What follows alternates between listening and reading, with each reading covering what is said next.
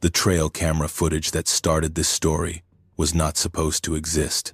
The camera had been mounted on a cedar post near a stock tank at the lower end of a south-facing limestone pasture on a working cattle and Angora goat operation in Kimble County, Texas, aimed at a game trail that came down through a cedar break from the limestone hillside above. It had been running 11 days when the motion sensor triggered sometime after 1:30 in the morning on a night the rancher who owned the property describes as clear and cold for late March. The kind of clear you only get in the hill country when the cedar pollen has settled and the wind has shifted south, pulling warm air up from the Gulf and leaving the sky over the North Llano River drainage looking like something from a photograph. The image is infrared, dark in the way that no glow trail camera footage is always dark at that range. Shapes rendered in white and gray against a flat black field. When you look at it for the first time, the brain does something it is well trained to do. It reaches for a familiar explanation. Deer moving between water sources. A person walking his own land after dark. A coyote pausing in the open before it drops back into the cedar. The brain runs through its catalog of things that belong in the rocky cedar oak country of Kimble County, Texas, at 1:30 in the morning. And it comes up empty, because what is moving across that limestone flat in the footage is a dogman, upright on two legs, moving with a stride that is purposeful and unhurried, and covers ground the way a tall man covers ground, except no man has ever been built the way this thing is built. The shoulders are too wide for the frame beneath them. The head is too long in profile, the muzzle projecting forward from a skull that sits too high and too large above those shoulders.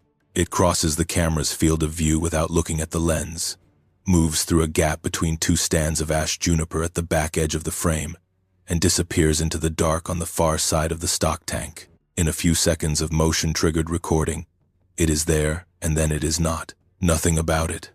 Not the gait, not the proportions, not the shape of the head against the infrared sky, belongs to any animal in the wildlife record of the Texas Hill Country.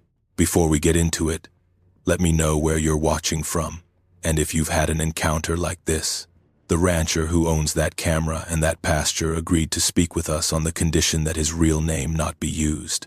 He has reasons, and they will become clear. We are going to call him Wade. That is not his name. His request was simple. Protect the name and protect the location as much as possible, while still telling the story accurately. What he did not ask us to protect was any of the rest of it. The county, the terrain, the injuries, the dog, and the half-mile of rough limestone hill country that his Cane Corso dragged him across while something tracked them through the cedar breaks on a moonlit night in April. All of that, Wade wanted told. He has been carrying it for over 2 years, and the carrying has cost him more than he expected it to. Kimble County, Texas, is not famous for much outside the state, and inside the state, it is famous mainly for two things: the Llano River and the Angora goat. The county seat is Junction, a town of about 2,400 people sitting where the North Llano and the South Llano rivers meet, which is where the town gets its name. Interstate 10 crosses the county from east to west. US 83 runs north through the county toward Menard and south toward Uvalde. And at the point where those two highways intersect in Junction, the town has grown up around the crossroads the way small Texas towns do, with a grain elevator visible from the highway and a few blocks of Main Street and the Kimble County Courthouse in the middle of a square that looks like it was built to last.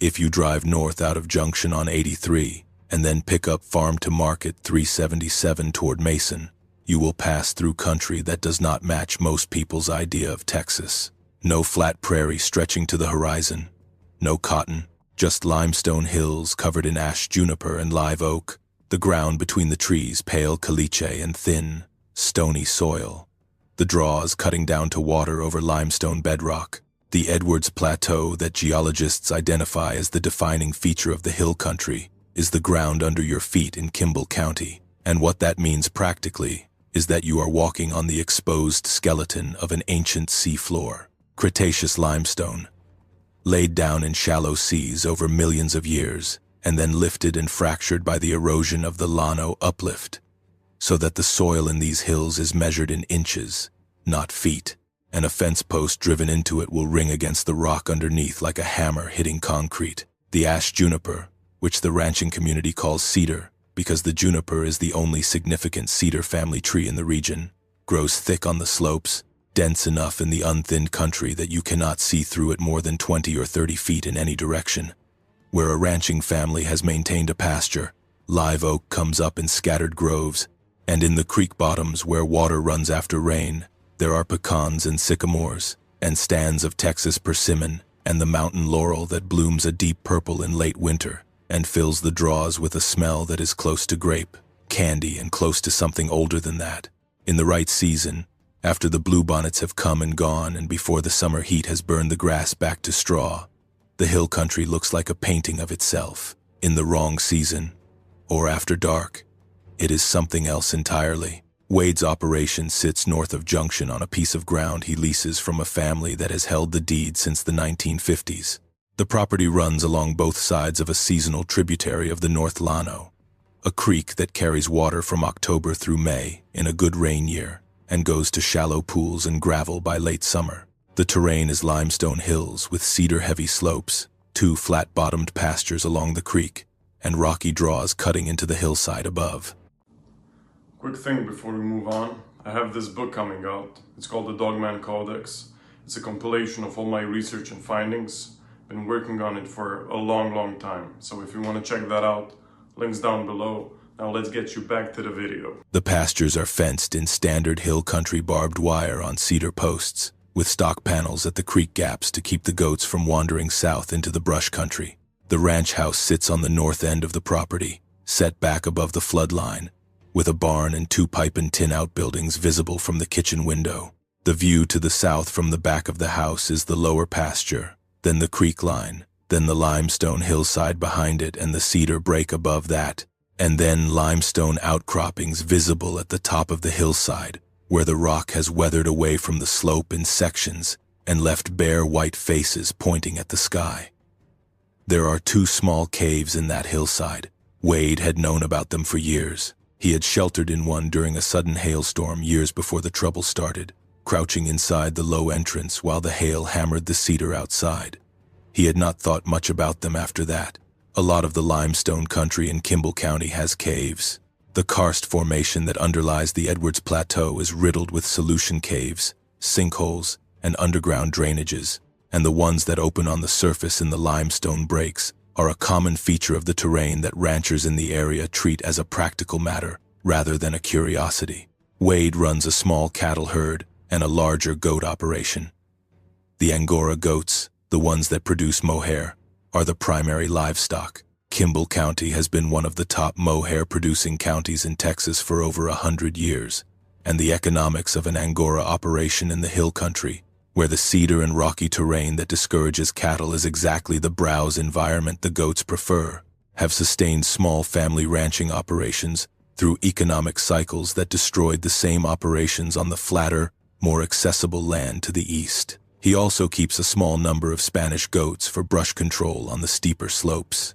The Spanish cross does not produce mohair, but they are harder than Angoras, more resistant to the weather variations and the predator pressure that makes Angora ranching in open country a grinding proposition, and they browse cedar seedlings in the places the Angoras do not want to go. He was running this operation with one seasonal hand and himself. His wife Lena worked in town. They had been on the leased property 11 years, when the spring of 2022 went wrong. He had the Cane Corso before any of this started. The dog's name was Cisco, and Wade had gotten him as a puppy from a woman in Kerrville who bred working Corsos rather than show dogs.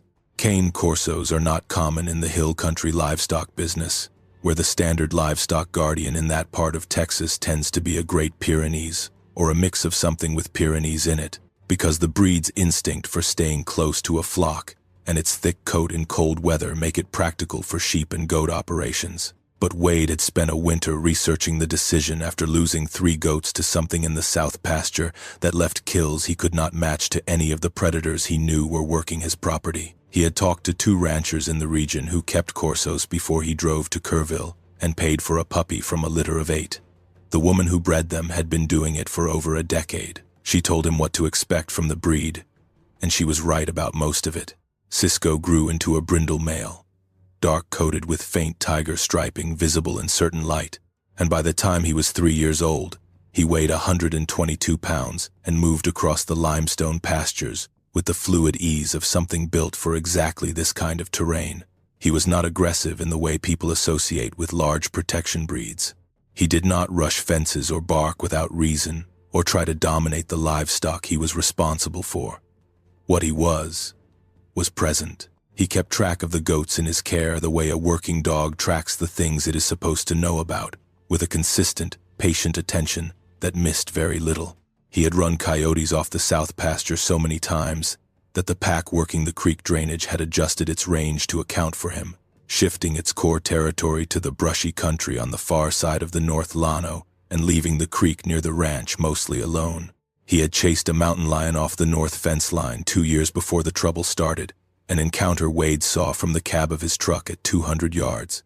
A 120-pound dog going straight at a 130-pound cat, with a focused intensity that made the cat decide the math did not work in its favor. The cat had cleared the fence at a run and not come back to that section of the fence line again. Cisco was the kind of working animal that earns a person's complete trust across years of daily demonstration, and Wade had given him that trust, which is the only frame inside which what Cisco did on the night of April 9th, 2022, makes any kind of sense. The trouble started in February, and it started the way most trouble on a ranch starts, quietly and without a clear opening act. Wade found the first unusual kill on February 11th, a Spanish goat doe, about 3 years old, found at the lower end of the south pasture near the creek. She had been killed cleanly by a single wound to the throat. The trachea was exposed, death from blood loss, fast. The carcass was otherwise intact. His first thought was mountain lion, which is the default explanation for an efficient, single-wound kill on a goat in Kimble County. Mountain lions kill by clamping the throat. They do it quickly. They do not waste. But they also, as a rule, drag their kills to cover, and this goat had not been moved. She was on flat ground, 12 feet from the water trough. Nothing had fed on her beyond the initial wound, and Cisco had been in the lower pasture all night. Wade had seen the dog settle in under the tin-roofed shelter at the south end of the pasture when he did his evening check the night before. Whatever had killed that goat had done it within earshot of a 122-pound Cane Corso, and Cisco had not raised an alarm. This bothered Wade more than the kill itself. He had never known the dog to sleep through a predator on the property. The mountain lion on the north fence 2 years prior had triggered a barking fit that woke both Wade and Lena at 3 in the morning. For Cisco to be present during a kill and produce no alarm meant one of two things. The predator had moved fast enough and quietly enough to finish before the dog could respond, or the dog had been aware of something and had made a decision not to engage it. Wade was not sure which of those was worse. He called the deputy he knew at the Kimble County Sheriff's Office, described what he found, and the deputy came out. They looked at the kill together and agreed it was probably a mountain lion.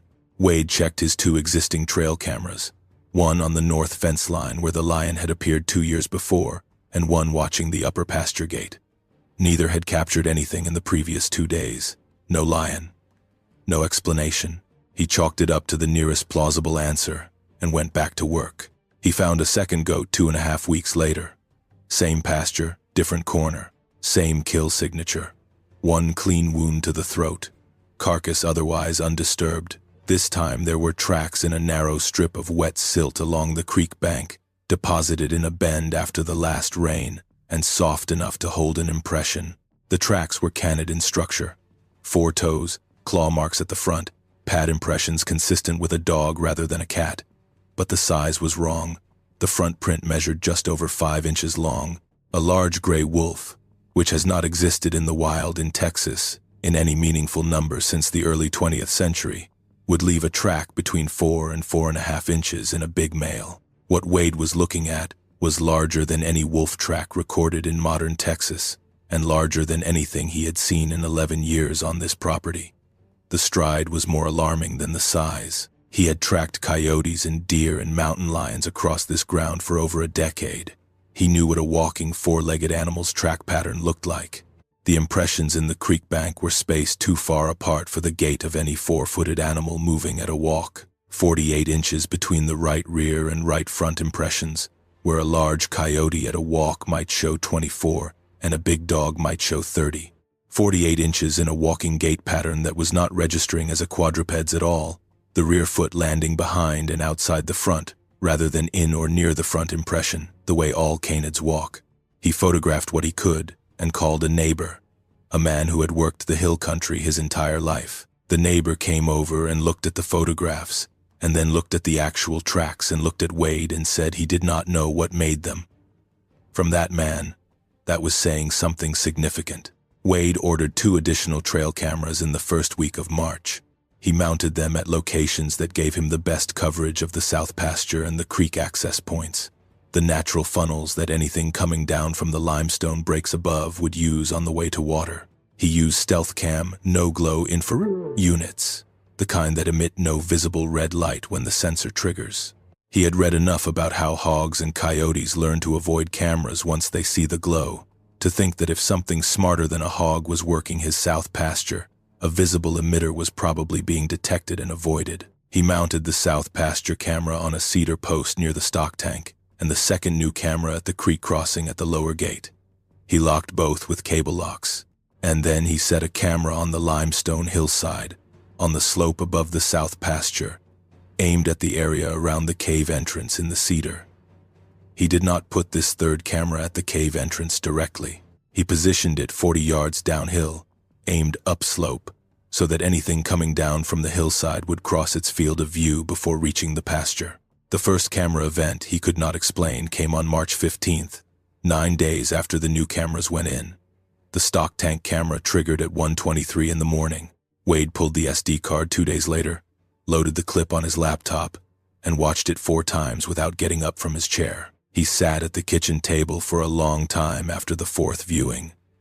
What the clip showed was a shape moving across the frame from south to north, from the direction of the cedar break toward the stock tank. The shape was large. It was upright. The head was wrong for anything Wade had been looking at through binoculars in the hill country for 11 years.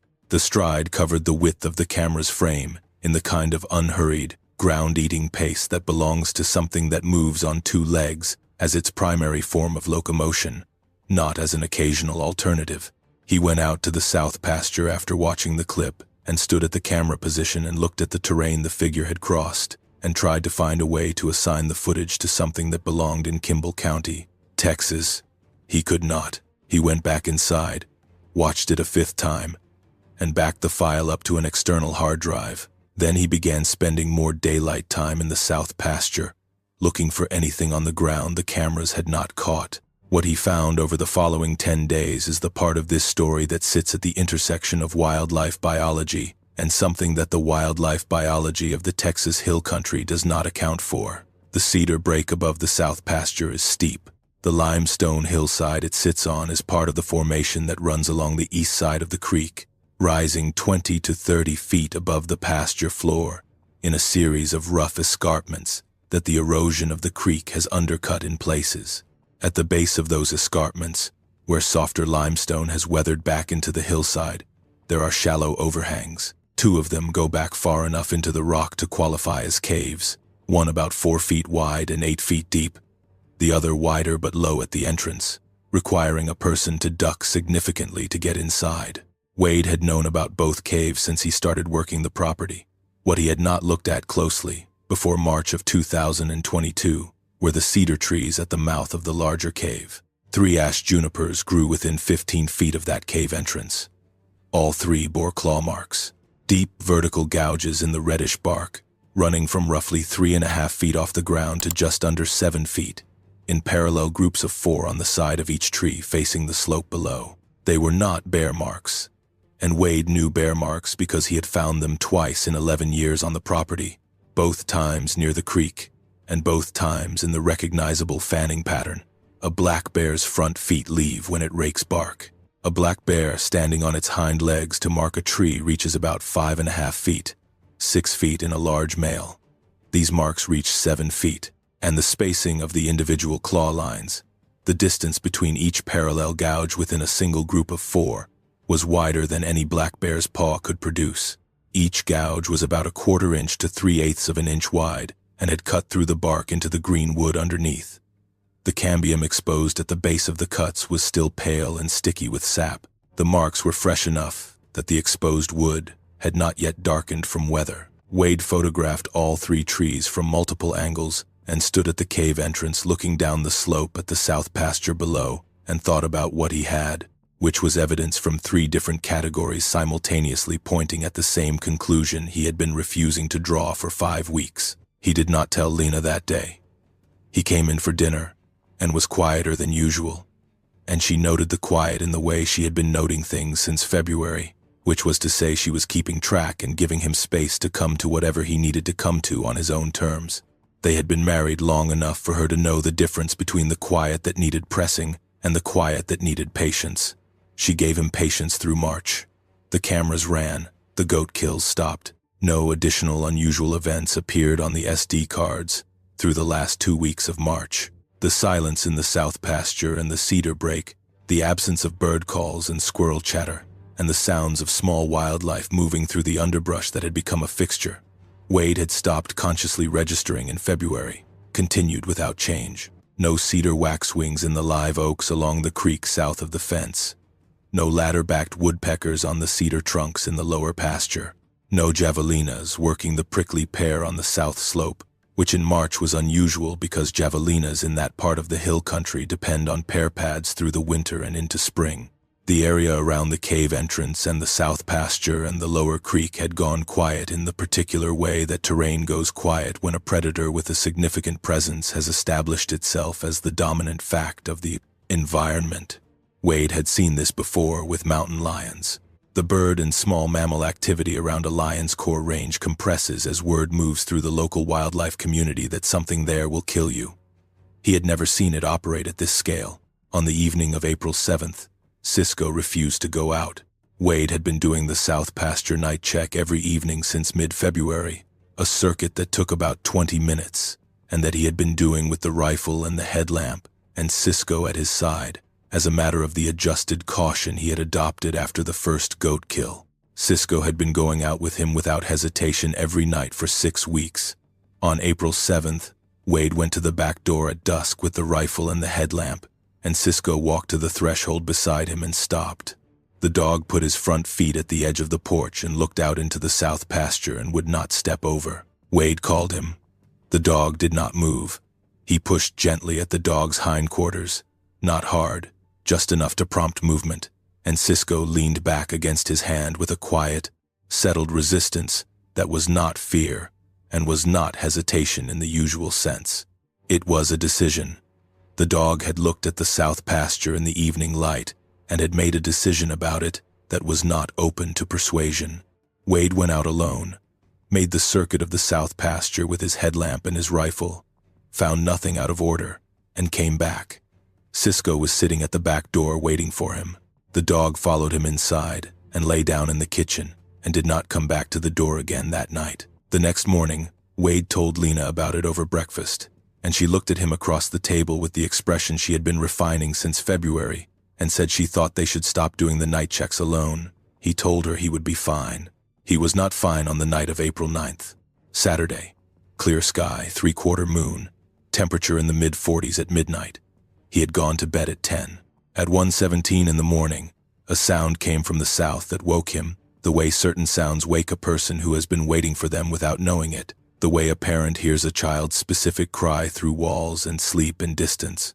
The sound was low, deep enough to fall below the normal boundary of what the ear registers as a sound versus a vibration, felt in the sternum and the chest cavity before the ear had a chance to categorize it. It rose through a range of tones that included registers he associated with something large and in distress, and registers that did not match anything in his experience.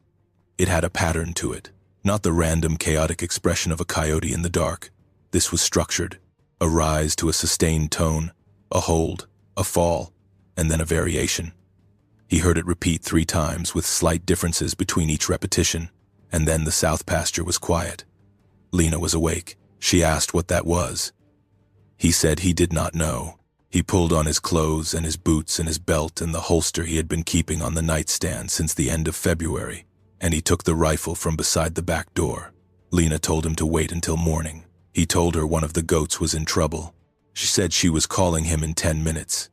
He went out. The yard was quiet. He stood on the porch and let his eyes adjust to the moonlight before he clicked on the headlamp, scanning the south pasture from the perimeter fence. Quiet. Nothing visible in the open pasture. No movement at the cedar break. He called Cisco. The dog was not at the back door. He called again, quietly. No response.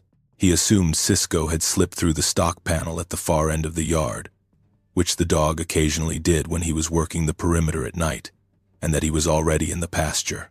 Wade went through the back gate and started south. He was 2/3 of the way across the south pasture, maybe 200 yards from the house, when he saw the goat down in the southwest corner near the corner fence post. Young Spanish cross doe. On her side, not moving, he slowed his approach and swept the pasture with the headlamp in a slow arc, left to right and back, then killed the light and stood completely still. The moon was enough to see the open pasture in shades of silver and gray. No movement. He held the stillness for 30 seconds, listening. The breathing he heard was not his. It was coming from the gap between 2 stands of cedar at the southwest corner, the same corner where the game trail from the cedar break met the pasture. He could not place the distance. The sound did not behave the way sound does in open air. It was there, and then it was slightly different, slightly repositioned, as if the thing producing it was moving slowly along the inner edge of the cedar stand without coming into the open.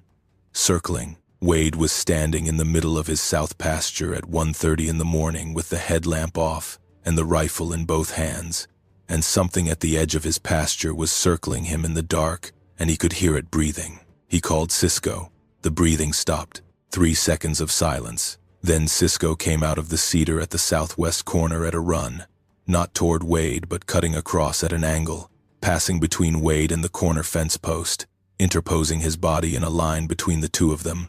Wade registered the dog's trajectory and turned with it, and saw the Dogman for the first time with his own eyes. It was standing at the corner fence post, 60 feet away, still in the moonlight. Wade has described this moment many times now, in his own head and in the conversations he has allowed himself to have about it, and the description is always the same, because the image is burned in with the clarity that a massive adrenaline release gives to visual information at the moment of peak danger. 7 feet tall, or very close to it, built through the chest and shoulders like nothing in the natural world he had ever looked at, the frame too wide above and tapering down to a waist that was narrower than the shoulders implied, the whole upper body suggesting mass distributed differently from the way mass is distributed in anything he could compare it to. The arms hung low, the hands visible below the hips, and the fingers. He could see the fingers from 60 feet in the moonlight. They were longer than a man's fingers, darker at the tips where the claws were. The head carried its weight forward from the spine, the muzzle projecting from the skull 4 or 5 inches, the ears standing upright on top of the skull, pointed and large and aimed slightly forward. The eyes caught the moonlight and threw it back at him in a flat amber reflection, the eye shine of a nocturnal predator's tapetum lucidum, bouncing the available light back across 60 feet of open limestone pasture. Cisco hit it. The dog covered that 60 feet before Wade had completed his processing of what he was seeing. The impact produced a sound that Wade describes as the sound of a car door being pushed closed firmly. Blunt, brief, hard. The Dogman absorbed it. It did not go down. It caught the dog with one arm in a motion that looked practiced, and Wade heard Cisco make a sound he had never heard the dog make in 4 years.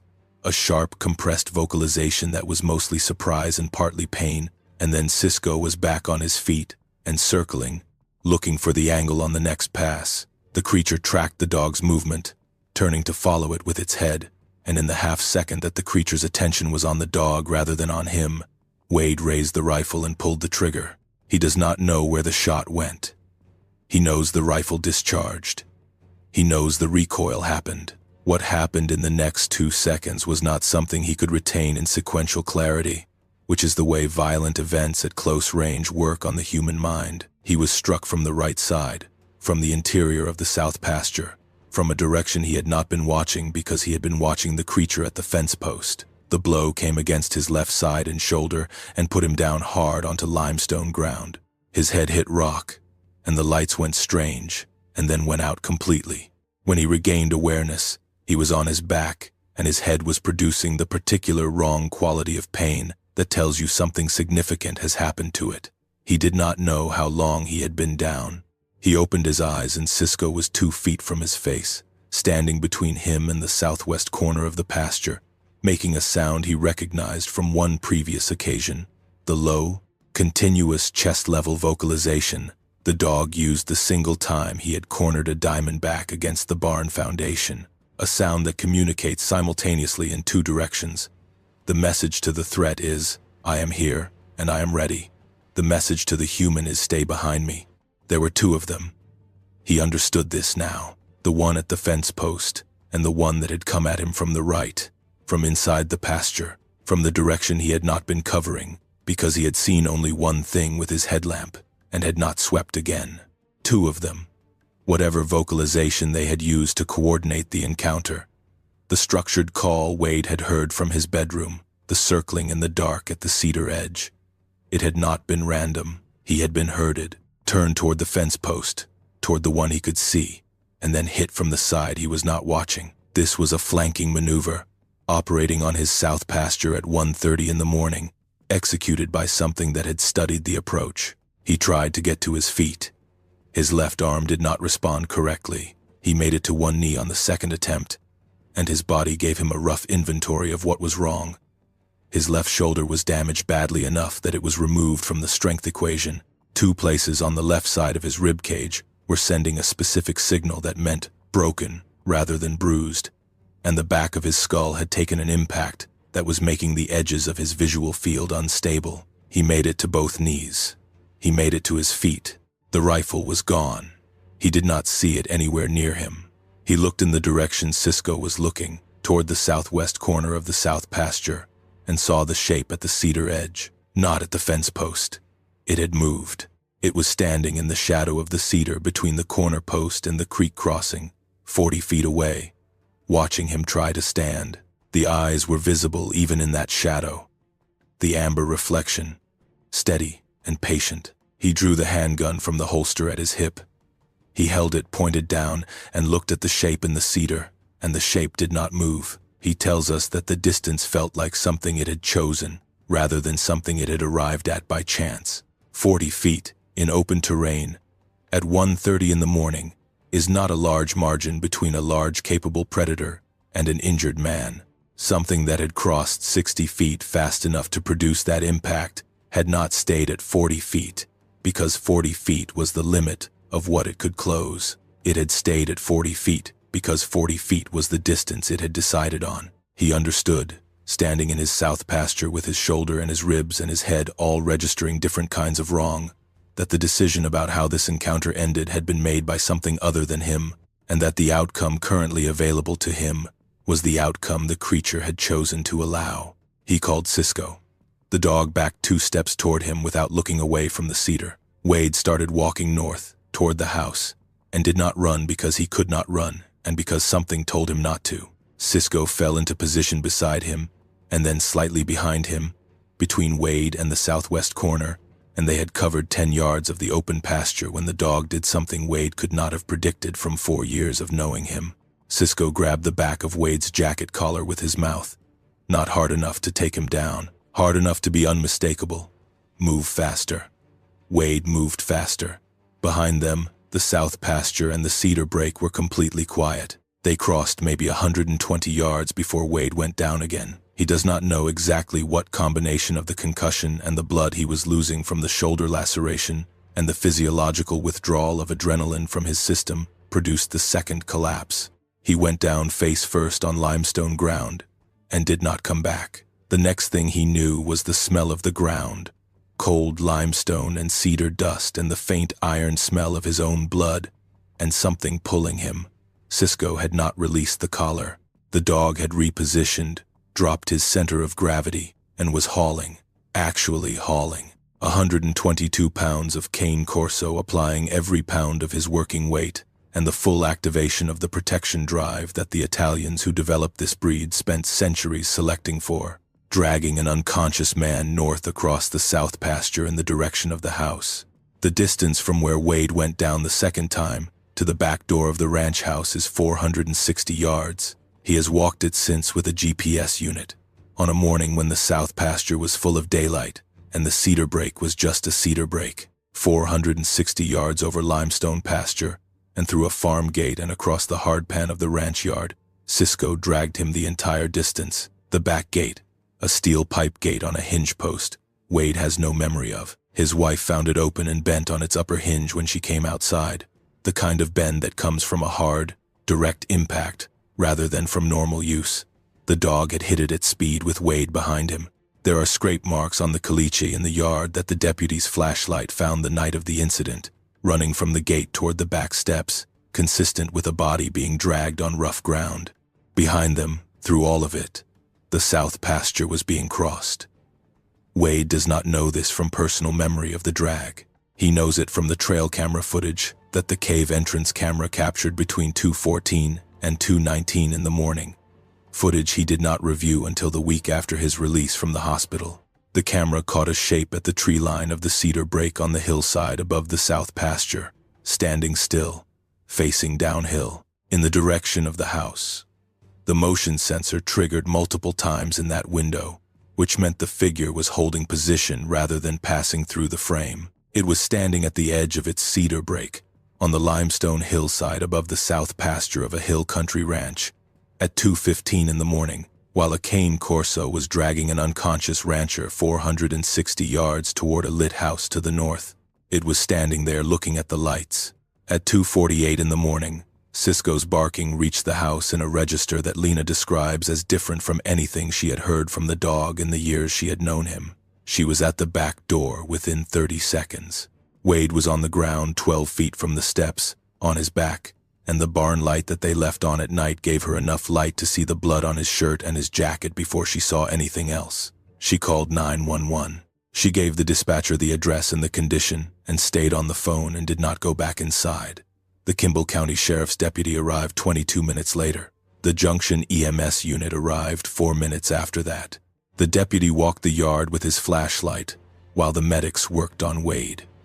He noted the condition of the farm gate, bent on the upper hinge, a detail he logged in his report. He noted the blood trail from the gate to where Wade was found. He noted Cisco, who had gone from alarm barking to a quieter alertness once Lena appeared, and was now sitting beside the medics, allowing them to work without interference, which the deputy recorded as unexpected behavior from a high-drive protection breed in a high-stress situation. He walked to the south pasture fence and shone his light across the open pasture toward the cedar break.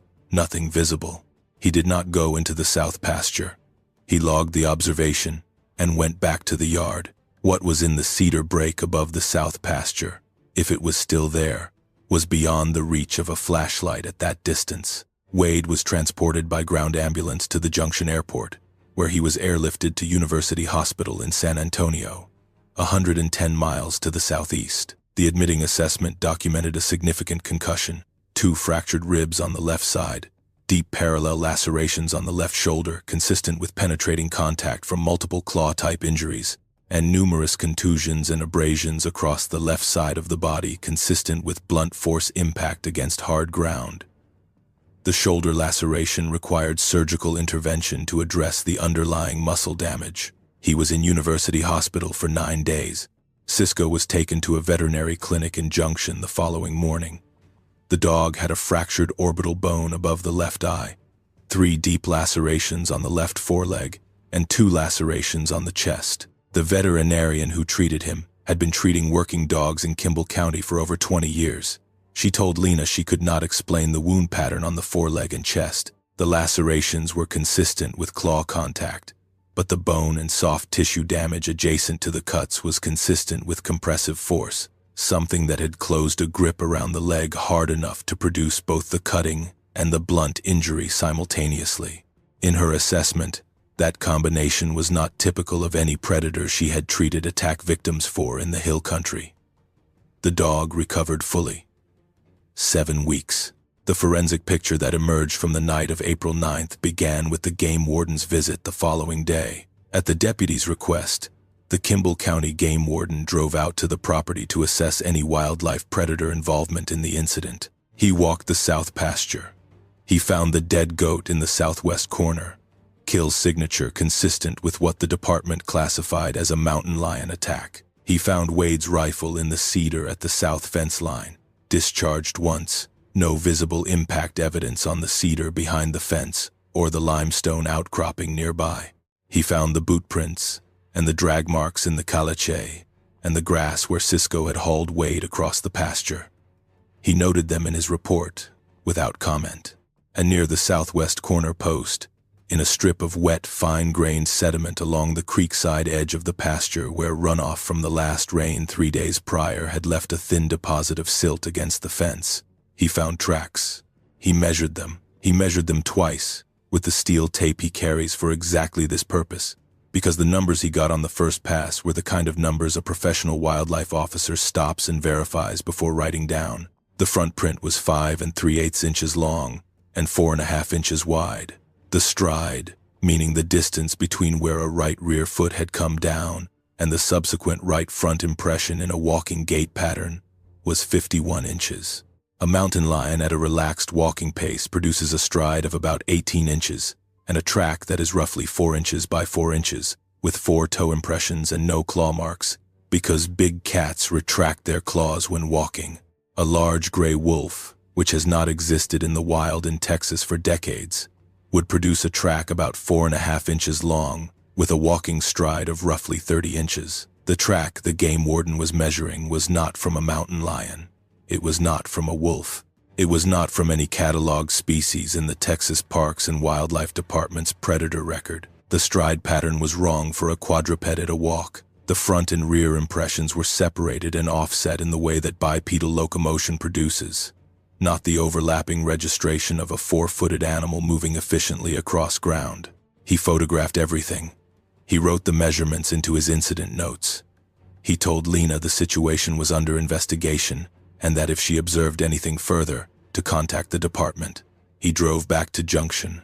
The track photographs and the measurements went into the department's wildlife event database under the incident category for mountain lion activity in Kimble County, because that was the available category, and there was no other place in the system for a track that size, in a gait pattern that wrong. The trail camera SD cards held 4 separate motion events from the night of April 9th and the early hours of April 10th. The first was, at 11:47 in the evening, from the stock tank camera, the upright figure crossing from the cedar break toward the water, moving with purpose, at a pace that covered the camera's field of view in less than 10 seconds. The second was a deer, at 12:22, heading north through the upper pasture gate. The third was the stock tank camera again, at 1:13, capturing motion at the edge of the cedar break that resolved as Cisco moving south, the dog already in the pasture before Wade came out the back door at 1:17. The fourth event was the cave entrance camera, at 2:14 through 2:19, the figure on the hillside, holding position, facing downhill toward the house lights. The first and fourth events are the footage that matters. The stock tank clip from 11:47 shows the Dogman on Wade's property more than an hour before Wade went out to investigate. It was already there, already moving through the south pasture. The goat kill that Wade found in the southwest corner at 1:20 had not happened in the final minutes before the encounter. The creature had been on the property, at the water source Wade's animals used, working through the south pasture on its own schedule, before Wade made any decision to go out and check. Whatever happened that night began on the creature's terms, in a place and at a time it had chosen. The fourth clip, the cave entrance footage from 2:14, is the one that took Wade the longest to sit with after he came home from the hospital. He reviewed all 4 clips the week of his discharge, sitting at the kitchen table with his left arm in a sling, Lena in the room behind him.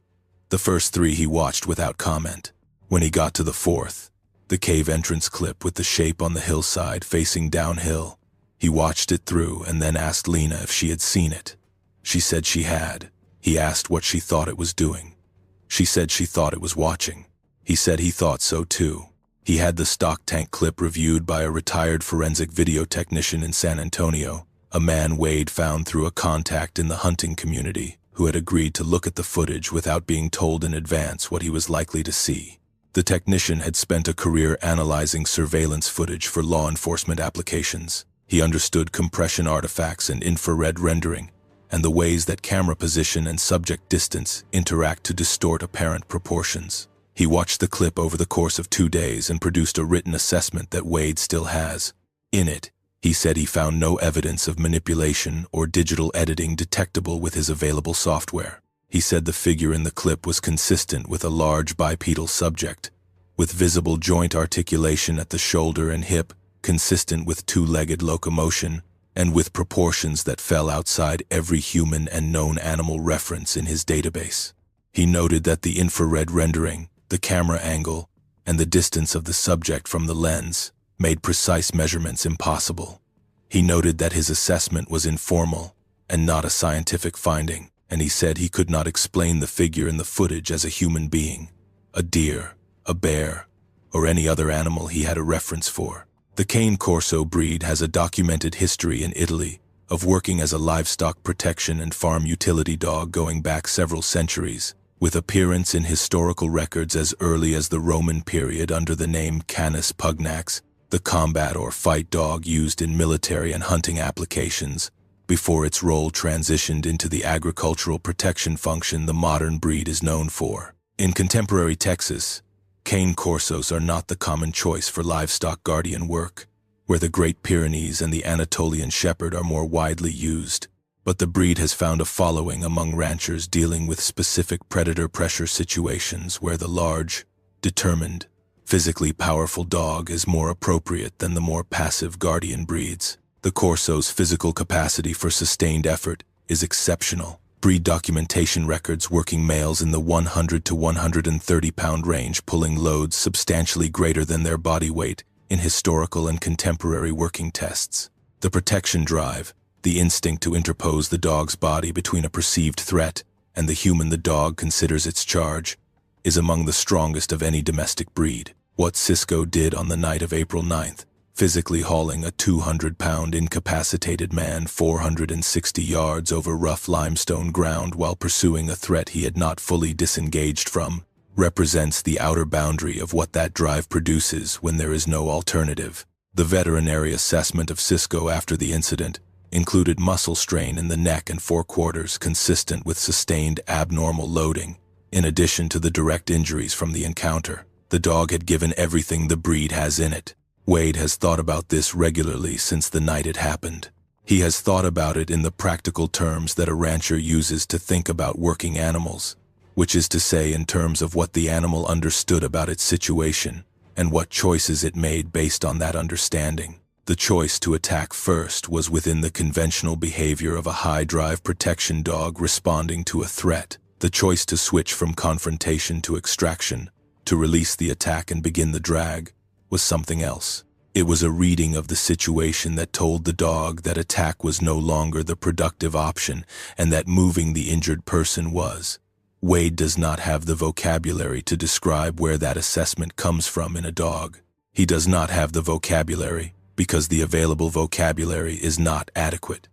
What he knows from watching Cisco work for 4 years is that the dog makes decisions, that working dogs of the Corso type, at their best, are not executing trained responses to stimuli, but assessing situations and responding to what is actually happening rather than to what the training predicted would happen. On the night of April 9th, what was actually happening changed between the time Cisco made his first contact with the Dogman and the time he gripped Wade's collar, and the dog's response changed with it.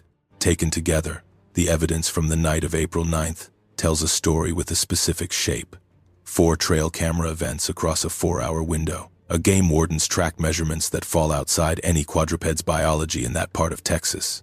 A surgical kill signature on the downed goat that did not match mountain lion, bear, or any canid in the wildlife database.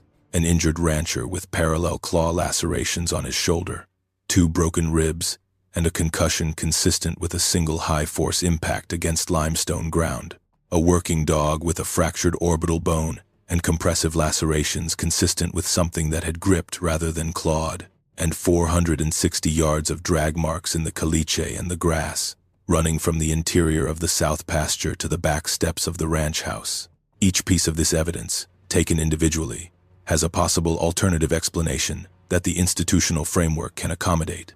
The goat kill is a mountain lion. The tracks are a distorted mountain lion impression.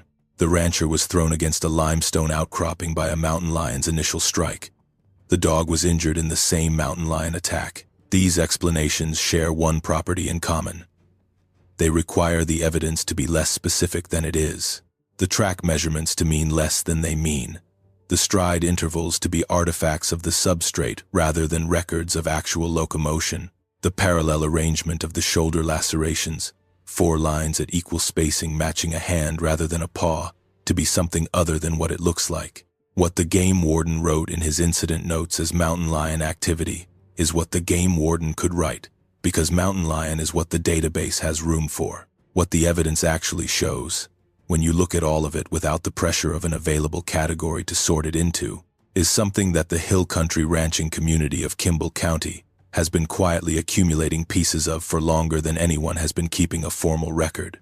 Wade did not make this connection immediately. He came home from the hospital with a sling on his arm, instructions for managing the concussion symptoms, and a follow-up appointment at a surgical clinic in San Antonio for the shoulder. He sat at the kitchen table with the SD cards from the trail cameras and reviewed the footage in the first week after his discharge.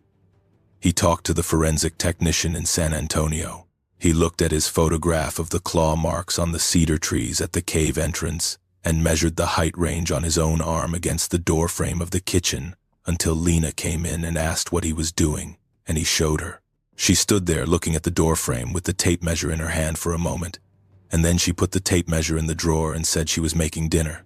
Neither of them said what the measurement implied about what had been making the marks.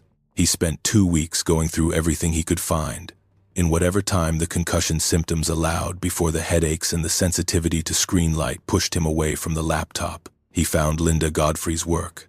He read through as much of it as he could before the screen pain became too much, and he had to stop. Godfrey spent over 3 decades collecting and analyzing Dogman encounter reports, beginning with her investigation of the Bray Road incidents in Elkhorn, Wisconsin in 1991, and continuing through multiple books and hundreds of documented cases across the Great Lakes, the Appalachian region, the Southeast, and into the Mountain West. The behavioral profile she assembled across that body of evidence is the most comprehensive catalog of observed dogman behavior that exists in any form, and it holds a consistency across geography and decades that is difficult to attribute to coincidence or to the cross-contamination of online mythology. The creatures described across hundreds of independent accounts that predate each other, accounts collected from people who had never heard of each other or of Bray Road before their own encounters, share the same attributes with a regularity that begins to feel like a field description rather than a collection of stories. Nocturnal, but not exclusively so. Associated with creek drainages, water sources, and the transitional terrain between open ground and dense cover, territorial enough to imply defined home ranges maintained over extended periods, aware of human observation tools, cameras, spotlights, optics, in a manner that exceeds any simple startle response. Capable of vocalization with apparent structural variation, communication that witnesses with musical or linguistic training consistently describe as patterned rather than random, and above all, exercising a specific restraint in encounters with humans that implies something other than predator logic. The consistent pattern across decades of Godfrey's documented cases is not that the creature attacked when it could. The pattern is that it chose not to, and that the choice was visible, and that the witnesses who walked away from close encounters came away understanding that they had been allowed to walk away. Wade read through the specific behavioral indicators Godfrey documented and compared them against what had happened in his south pasture across the spring of 2022. The livestock kills with the specific throat wound signature, preceded by a period of silent observation of the ranch routine. The territorial markings on the trees at the cave entrance, placed at heights that established the scale of what was making them. The systematic camera avoidance, the rotated and repositioned units, which he now understood had not been random vandalism but calculated, purposeful management of the surveillance grid that had been placed in the creature's territory. The coordinated approach on the night of the attack, two individuals working a flanking geometry that one of them had clearly been watching him practice at the range, and the other had clearly been watching him patrol at night, and then the restraint, the measured withdrawal to 40 feet while he was on the ground.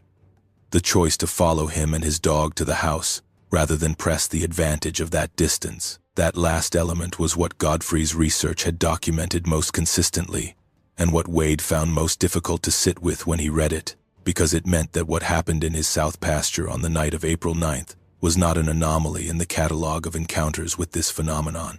It was consistent with hundreds of other accounts from people who had never been to Kimble County, who had never heard of the North Llano River, who had been in their own woods and their own pastures and their own backcountry stretches when something had made the same choice, to be close enough to cause serious harm, to be capable of a different outcome, and to produce a different outcome anyway, to communicate through the management of distance and force, rather than through its maximum application. Wade does not find this reassuring in the conventional sense of the word. Knowing that something intelligent could have killed him and chose not to does not produce relief.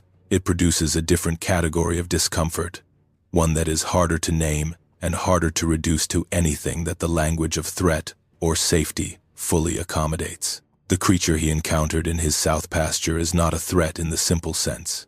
The way a mountain lion moving through a goat operation is a threat. A mountain lion is operating on instinct and hunger. What was in the cedar break above the south pasture of a Kimble County ranch in the spring of 2022 was operating on something else. And whatever that something else was, it had been operating on it for long enough to have established a routine at his stock tank and a set of territorial markers on the trees above his south pasture, and a detailed knowledge of his night check schedule long before he put the first camera on the cedar post. The question of how long the Dogman had been on his property before February of 2022 is one he has returned to repeatedly. The answer, based on the behavioral evidence he accumulated and the conversation he had later with a professor of cultural history in San Antonio, who had spent years studying Comanche and Lipan Apache oral traditions in the Edwards Plateau region, is that the relevant time frame is not measured in months. The Comanche, the Nurmurnu, held the Edwards Plateau as part of their core territory from the early 18th century through the treaty period of the mid-19th century. Before the Comanche, the Lipan Apache ranged through the hill country and into the plateau. Before the Lipan, the Jumano and other groups whose specific cultural affiliations are less completely documented moved through this terrain. 10,000 years of continuous human occupation of the same limestone hills and creek drainages, the same cedar breaks and karst formations that Wade's property sits on. That is the historical time frame that the professor communicated to Wade, and it is the time frame that reframes the encounter in the south pasture from an intrusion of something new into a settled landscape, into something different, a collision between the most recent occupants of a piece of ground and something that was already there when the first humans arrived. The professor, whom Wade contacted cold through a university faculty directory after finding his name in an article about indigenous land knowledge in the hill country, was careful about specifics. He noted that many of the most detailed oral accounts were held by Comanche families and community members, and were not his to characterize in detail to an outsider. But he said the general tradition, documented in fragments by late 19th and early 20th century ethnographers who had access to Comanche elders in the period shortly after the reservation confinement, described beings in the canyon country and the cedar breaks of the Edwards Plateau that were known, recognized, and assigned a specific behavioral expectation by the people who moved through that terrain. The beings were territorial. They were associated with limestone cave formations and the creek drainages that fed through the cedar.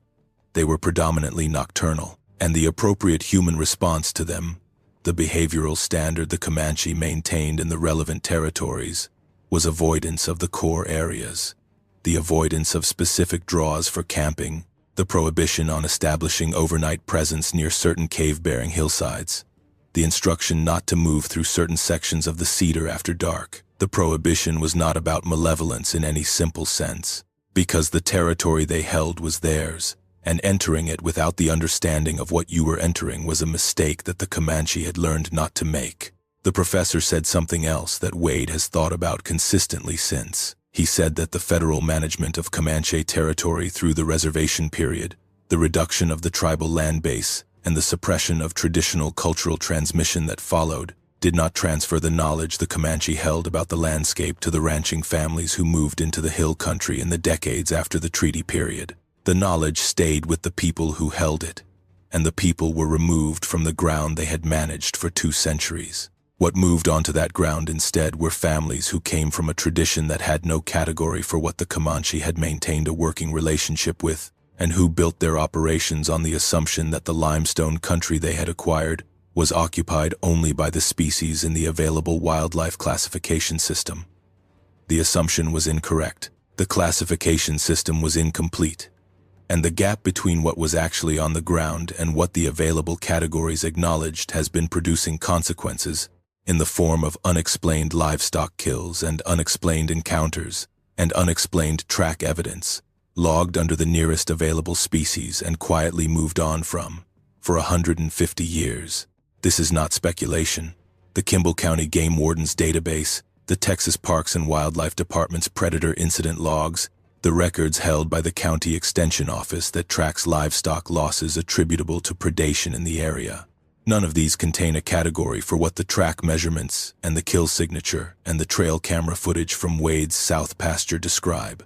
But the absence of the category does not mean the absence of the thing the category would describe. It means the thing does not appear in the record. And the thing not appearing in the record is not the same as the thing not being there. The cedar break above Wade's South pasture is still there. The cave entrance in the limestone hillside is still there, with the claw marks on the 3 ash junipers at its mouth. The old gouges darkened now and grown over at the edges where the cambium has healed. The creek tributary still runs from October to May in a good year, and pools, and then dries by late summer. The North Llano River still comes out of the limestone hills to the north and east, and runs through Junction and south toward Mason, cold and clear over limestone bedrock, the way it has been running since before anyone arrived to name it. The land is the same land it has always been. What is in it has been in it for longer than any human record of the place extends. The evidence from the south pasture of a Kimble County ranch does not exist in isolation. The hill country between Junction and the county lines to the north and east and west has been producing unexplained livestock kills and unexplained track evidence and unexplained sightings for long enough that the pattern is visible to stun anyone who knows to look for it. Which is to say, anyone who has been collecting these accounts in a region where the official record has no place to put them, and the people who have the accounts have every practical reason to keep them to themselves. Wade found the first confirmation of this pattern in a phone call he made 6 weeks after his discharge from the hospital, when he was well enough to drive and the headaches had reduced to something he could manage. He drove to Kerrville, about 70 miles northeast of his property, to have a conversation with a man he had known for years through the livestock business. The man, who we will call Mitch, a pseudonym, had said something at a livestock auction 3 or 4 years prior that Wade had not pressed at the time. Mitch had mentioned, offhandedly, and then quickly moved past it, that he had seen something in the cedar on his property that he could not account for. Wade had noted it and filed it away. In the spring of 2022, he took the filed note out and called Mitch and said he needed to have the conversation he had not pressed when he had the chance. They sat at Mitch's kitchen table for 2 hours. Mitch told him about a morning in late March, 2 springs before Wade's incident, when he had looked out the window of his ranch house and seen something standing at the cedar edge near his water trough at 7:30 in the morning. Upright, he had watched it for about a minute through the kitchen window before getting his binoculars. Through the binoculars, he said, the head was what stopped him, the muzzle, the shape of the skull. He watched it until it turned and went back into the cedar, moving without any of the uncertainty of a person trespassing, without looking back, without checking for observation. He watched it walk into the cedar, as if the cedar belonged to it. He did not go out. His wife had been in the kitchen with him, had seen it with her own eyes from 10 feet away, and they had stood at the window together until it was gone, and then had a brief conversation that lasted maybe 2 minutes, and contained the word mountain lion, which neither of them fully believed, and then had not discussed it again in 2 years, neither with each other nor with anyone else. Mitch's property is in Kerr County, which shares a border with Kimble County to the northwest. The Guadalupe River rises in Kerr County before it turns south toward Kerrville and San Antonio. The cedar and limestone terrain of the hill country does not change at the county line. The same karst formation, the same cedar breaks, the same limestone escarpments and cave-bearing hillsides that characterize Wade's country northwest of Junction run through the hill country around Kerrville without interruption. Mitch told Wade that after the morning sighting, he had looked for tracks along the soft soil near the water trough and found nothing readable. He had checked the area for the following 2 weeks and found nothing further. The livestock kills he had attributed to mountain lion over the preceding years, he said, he was now less certain about. He did not say this to Wade as a claim. He said it the way a careful, experienced person says something they cannot verify but can no longer entirely dismiss. 2 accounts from 2 ranching operations across 2 counties is not a pattern by any scientific standard. It is the beginning of the outline of a pattern, which is a different thing. But what Wade subsequently found, in his weeks of research after the hospital, began filling in that outline with a specificity that made the word coincidence increasingly insufficient. There is no formal database of Dogman sightings in the Texas Hill Country. There are the scattered informal archives that private researchers maintain, the forum posts and email exchanges that circulate in the small community of people who have had encounters and are willing to describe them, and the aggregate of what the people who study this phenomenon most carefully have been able to collect over decades of work. Within that aggregate, the central Texas Hill Country appears with a frequency that its rural population and its distance from the metropolitan centers that tend to generate more documented reports does not fully explain. Steve Cook did not intend to document a phenomenon when he wrote The Legend in 1987. Cook was a disc jockey at a radio station in Traverse City, Michigan, and he wrote the song as an April Fool's prank, describing a creature he invented called the Michigan Dogman, a large bipedal canine that appeared on a 10-year cycle in the forests of the northern Lower Peninsula. He admitted he invented it. The song aired, and the station was flooded with calls from people who recognized the creature from their own encounters that had happened before the song existed, encounters that witnesses had been carrying in silence because they had no framework to place them in and no expectation of being believed. The song did not create the phenomenon. It created the first public occasion for people to describe it, and the accounts that poured in were internally consistent in ways that a fabricated cultural product could not have generated, because they contained details that Cook had not put in the song and that the callers could not have drawn from each other's accounts because they were calling independently on the day the song first aired. Linda Godfrey documented all of this in her years of subsequent research. By the time she had completed her first book on the subject, the reports she had collected extended well beyond Michigan and beyond the Great Lakes and into a pattern that spanned the continent. The Texas connection in Godfrey's work is limited, partly because Texas is geographically distant from the Great Lakes population center where most of her early fieldwork occurred, and partly because the conditions that produce public accounts in Texas, the rural character of the private sighting locations, the economic dependence of witnesses on their credibility, the particular culture of the hill country ranching community, are conditions that suppress disclosure rather than enable it. But the reports that have reached researchers in that field describe the same creature that Wade saw in his south pasture, the same height range, the same canine head structure, the same bipedal locomotion with the quadrupedal option available, the same amber eyeshine, the same behavioral pattern, nocturnal, territorial, aware of observation, exercising calculated restraint in encounters that could have ended differently. The 1887 Wexford County sighting, the earliest modern documented report in Godfrey's catalog, involved 2 lumberjacks in the logging camps along the Manistee River, who described a creature with a dog's head and a man's body at close range in broad daylight. What they described in the 1880s is what Wade saw in his south pasture in the spring of 2022. The gap between those 2 events, 135 years and 1,500 miles, is the space inside which this phenomenon has been generating evidence that no institutional framework has been designed to receive. Not because the evidence is inadequate, because the receiving system was built before anyone decided the evidence needed to be received. What the accumulated camera evidence reveals, when Wade reviewed all 11 months of footage in sequence rather than event by event, is something that took several passes to fully appreciate. The creature, or creatures as the evidence suggests, had not been randomly moving through his property since February.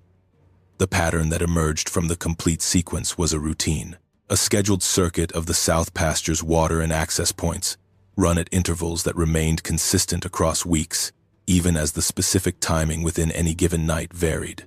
The stock tank was checked on a rotation that ran roughly every 5 to 8 nights, based on the camera events that captured passage near it. The game trail from the cedar break to the tank was used more frequently, with motion events on that trail appearing as often as every other night during the peak activity period in March. The cave entrance cameras did not capture direct close-range footage during the months of highest activity, which tells Wade either that whatever was using the cave entrance was approaching from a direction that missed the camera's coverage area, or that the camera position was known and being avoided. He cannot resolve this question.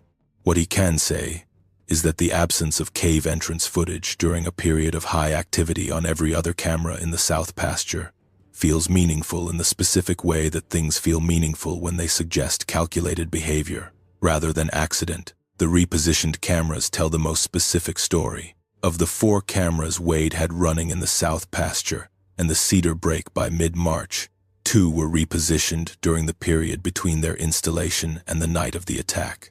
The game trail camera, mounted at 6 feet on a cedar post using a standard nylon mounting strap, was found rotated 90 degrees on its mount on 2 separate occasions, once in the last week of March and once in the first week of April. The repositioning on both occasions turned the camera's lens from the game trail it was aimed at to face west, away from the trail, catching only the side of a cedar trunk. When Wade straightened the camera and reviewed the footage from before each rotation, he found no clip of whatever had moved the unit. The camera had been approached from outside its field of view. Whatever repositioned it had known where the lens was pointing and had come at the unit from the blind side. The stock tank camera was not repositioned. The cave entrance camera was not repositioned. The camera Wade had mounted in a creekside position to cover the lower gate crossing was repositioned once. Its strap loosened so the unit tilted downward, capturing nothing but the base of the cedar post it was mounted on. Wade tightened the strap and reinstalled the angle, and it was not touched again. The Lipan Apache and the Comanche were not the first peoples to carry knowledge about the limestone country of the Edwards Plateau into their cultural transmission. Archaeological evidence from the Llano Uplift region, the exposed granite dome that anchors the hill country's geological core, indicates human occupation extending back at least 13,000 years to the Clovis culture period and the hunters who came before them. 14,000 years of continuous human presence on the same limestone formation that underlies the Cedar Hills north of Junction. The oral traditions that the Comanche held about the canyon country and the cedar breaks were not originating from the Comanche experience alone. They were accumulated knowledge, passed through chains of cultural transmission that stretched back through the groups who had occupied the same terrain before them, carrying information about what was in the limestone that had been observed and verified across generations of people who depended on knowing their landscape accurately to stay alive. Albert Gatschet, the Swiss-American ethnographer who worked with the Lipan Apache in the 1880s, recorded fragments of traditional knowledge about the hill country terrain that his informants described carefully but only partially, in the way that people share things they consider significant but not fully appropriate for outside disclosure. His notes reference beings in the central Texas hill country described as old before the people were old, as holders of the cave formations in the limestone, known through specific behavioral signs, particular marks on cedar trees at certain heights, the absence of smaller animals from specific drainages in certain seasons, structured vocalizations in the cedar at night that the people had learned to treat as territorial announcements rather than threats. The fragments he preserved are the surviving pieces of a complete operational guide, built from centuries of systematic observation of the same terrain Wade has been working for 11 years. What the Lipan documented, and what the Comanche carried in their own tradition through their dominance of the Edwards Plateau, is that the cave-bearing limestone breaks of the hill country are not vacant between their visible animal occupants. The knowledge was operational rather than mythological. Specific locations, specific behaviors, specific responses. The beings were not described as supernatural. They were territorial, nocturnal, associated with specific geological features, known to observe human behavior over time before responding to changes in it. The behavioral description matches what Wade encountered in 2022 with a specificity that reflects exactly what a body of traditional knowledge looks like after 1,000 years of accumulating observations of the same creature in the same terrain. The professor's summary to Wade was practical. The knowledge that would have allowed you to read what was happening on your property in February existed. It was held by people who were removed from this ground before anyone currently living had a chance to receive it. The gap between what the Comanche and the Lipan knew about the limestone country and what you knew when you walked into the south pasture in April is not a gap produced by the absence of the information. It is a gap produced by the interruption of the transmission. The information was there. The transmission was cut, and you paid for the cut. If you've spent time in the hill country, in the cedar country around Junction, anywhere along the Llano River drainage, out in the limestone breaks between Kimble County and Menard County to the north, or anywhere in the canyon country west of the Guadalupe River headwaters, let me know in the comments, because the reports coming out of that stretch of the Edwards Plateau go back further than most people who spend time there have any way of knowing, and the consistency in what those reports describe is something that the ranching families and the hunting leaseholders and the people who work that terrain year-round deserve to have told to them plainly. There is a specific kind of isolation that comes from knowing something significant and having no adequate way to share it, and it is different from the ordinary isolation of keeping a secret. Keeping a secret implies that you have information that other people want and that you are withholding it. What Wade is carrying is information that most people in his life, if they received it, would not be able to use. His neighbor who came to look at the track photographs in February, a man he has known for the full 11 years on the property, would not be able to do anything with the knowledge that the track measurements fell outside the biology of any known quadruped in Texas. The game warden who measured the tracks and logged them under mountain lion activity is not withholding something he knows. He is describing what the available category can accommodate and moving on. The isolation Wade lives with is not the isolation of a person with a secret.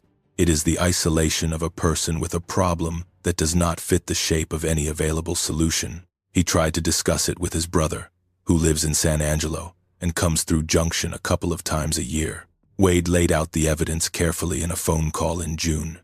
The track measurements, the trail camera footage, the injuries documented by the hospital. His brother listened. At the end, he asked whether the mountain lion explanation was possible if the measurements had been taken in distorted substrate.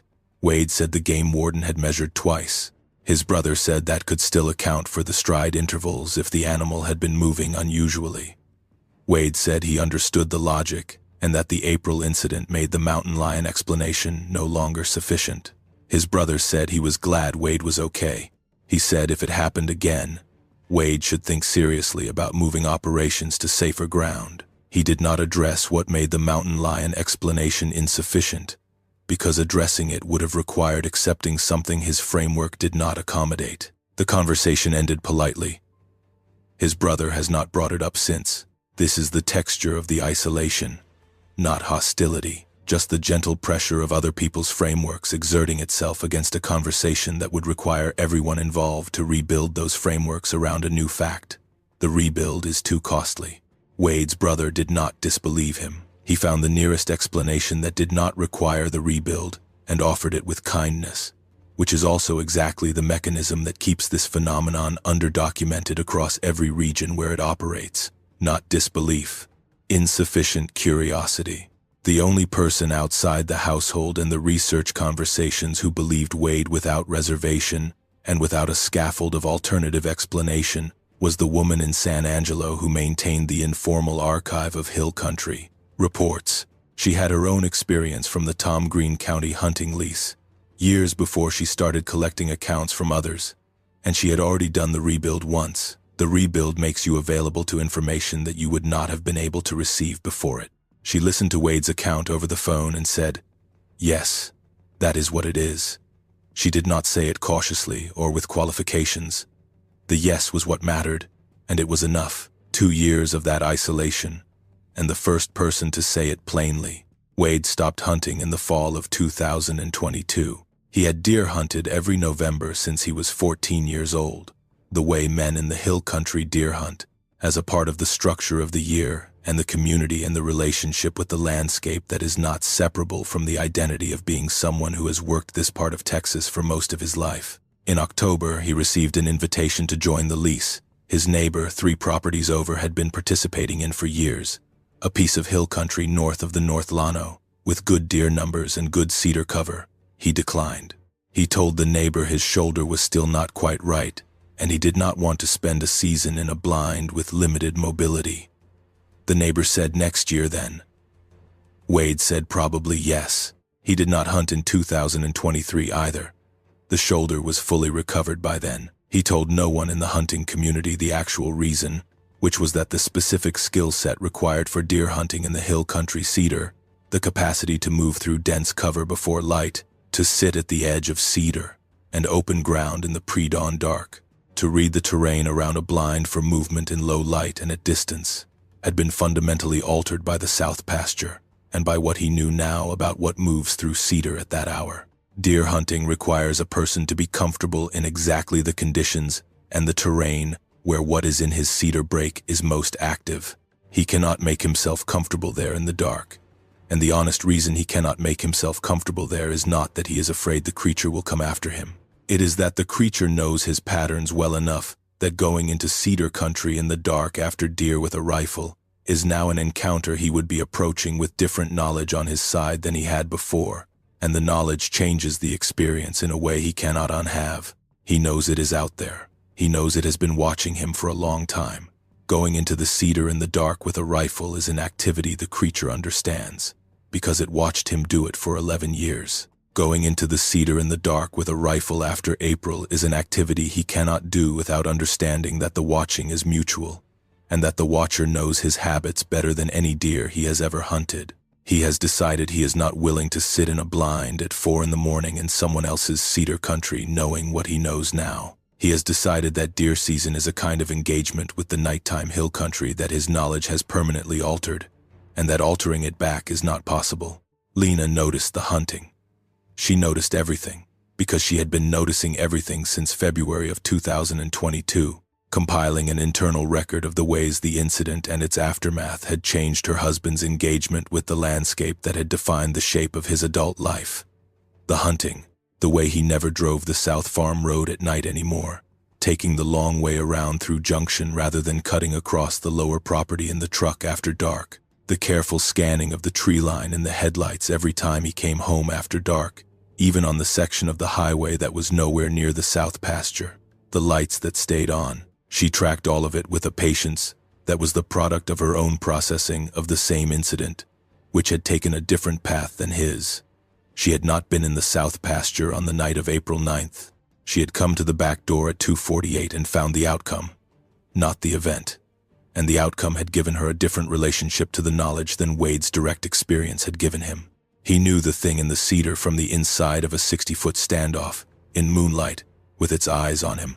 She knew it from the footage and from the evidence, and from the careful, methodical way her husband had stopped going outside after dark, which told her everything she needed to know about the scale of what he had understood from the standoff. She told us, in a separate phone conversation that she agreed to as long as it stayed brief, that the hardest part was not the danger, which she had processed and found a framework for.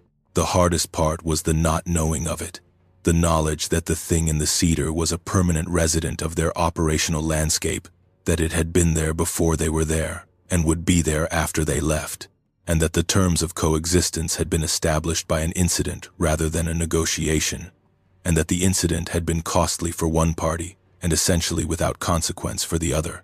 She said she had reached the same conclusion Wade reached about what the 41-minute August footage meant, which was that what was on the hillside above their house that night was not communicating a threat and was not communicating a warning. She said she thought it was communicating something more like acknowledgement. that it knew the house was occupied, that it knew the occupants were changed by what had happened in April, and that its 41 minutes on the hillside facing the lights was the creature's version of the same adjusted understanding that Wade was demonstrating with his changed routines. She said she could not prove this. She said it was the interpretation she had arrived at after 2 years of living on the same property as the footage, and that it was the interpretation that allowed her to stay without being afraid every hour of every day, which she considered a functional necessity, given that leaving was not on the table. The physical therapist in Junction who treated Wade's shoulder through the spring and early summer of 2022 mentioned the scar pattern once and did not mention it again, which was the professional behavior of a person who treats patients in a small county and understands the limits of what her observations are invited to address. The pattern of the parallel scars on Wade's left shoulder, 4 tracts of scar tissue at equal spacing running from the upper trapezius region diagonally across the deltoid, is not the pattern that a mountain lion's claw strike produces. A mountain lion strikes with all 4 toes simultaneously, which produces 4 parallel lacerations, but the spacing between them reflects the width of a cat's paw, which in a large Texas mountain lion is about 3 to 3.5 inches between the outermost tracts. The spacing on Wade's shoulder is wider than that, wider than any paw in the Texas Wildlife Catalog, and the depth is more consistent with a gripping action than with a swipe. Something had put its hand on his shoulder and gripped it hard enough, and with enough claw penetration to produce the wound that required surgical repair. The physical therapist had said it did not look like any mountain lion contact she had treated before. She had treated 3. Wade said the Parks and Wildlife Department was still working out the details of the classification. She nodded. The subject did not come up again. The hand, Drew, who worked the evening check through the rest of 2022 and into the following year, found something at the south fence line on a November morning that he called Wade about rather than investigating. He had been doing the morning check and had noticed the fence wire at the southwest corner post was disturbed, pressed down from above, not broken, but bent in the characteristic arc that means something heavy has crossed over it from the other side, rather than going through the gate. He called Wade from the south pasture and described it. Wade drove down from the house and looked at it.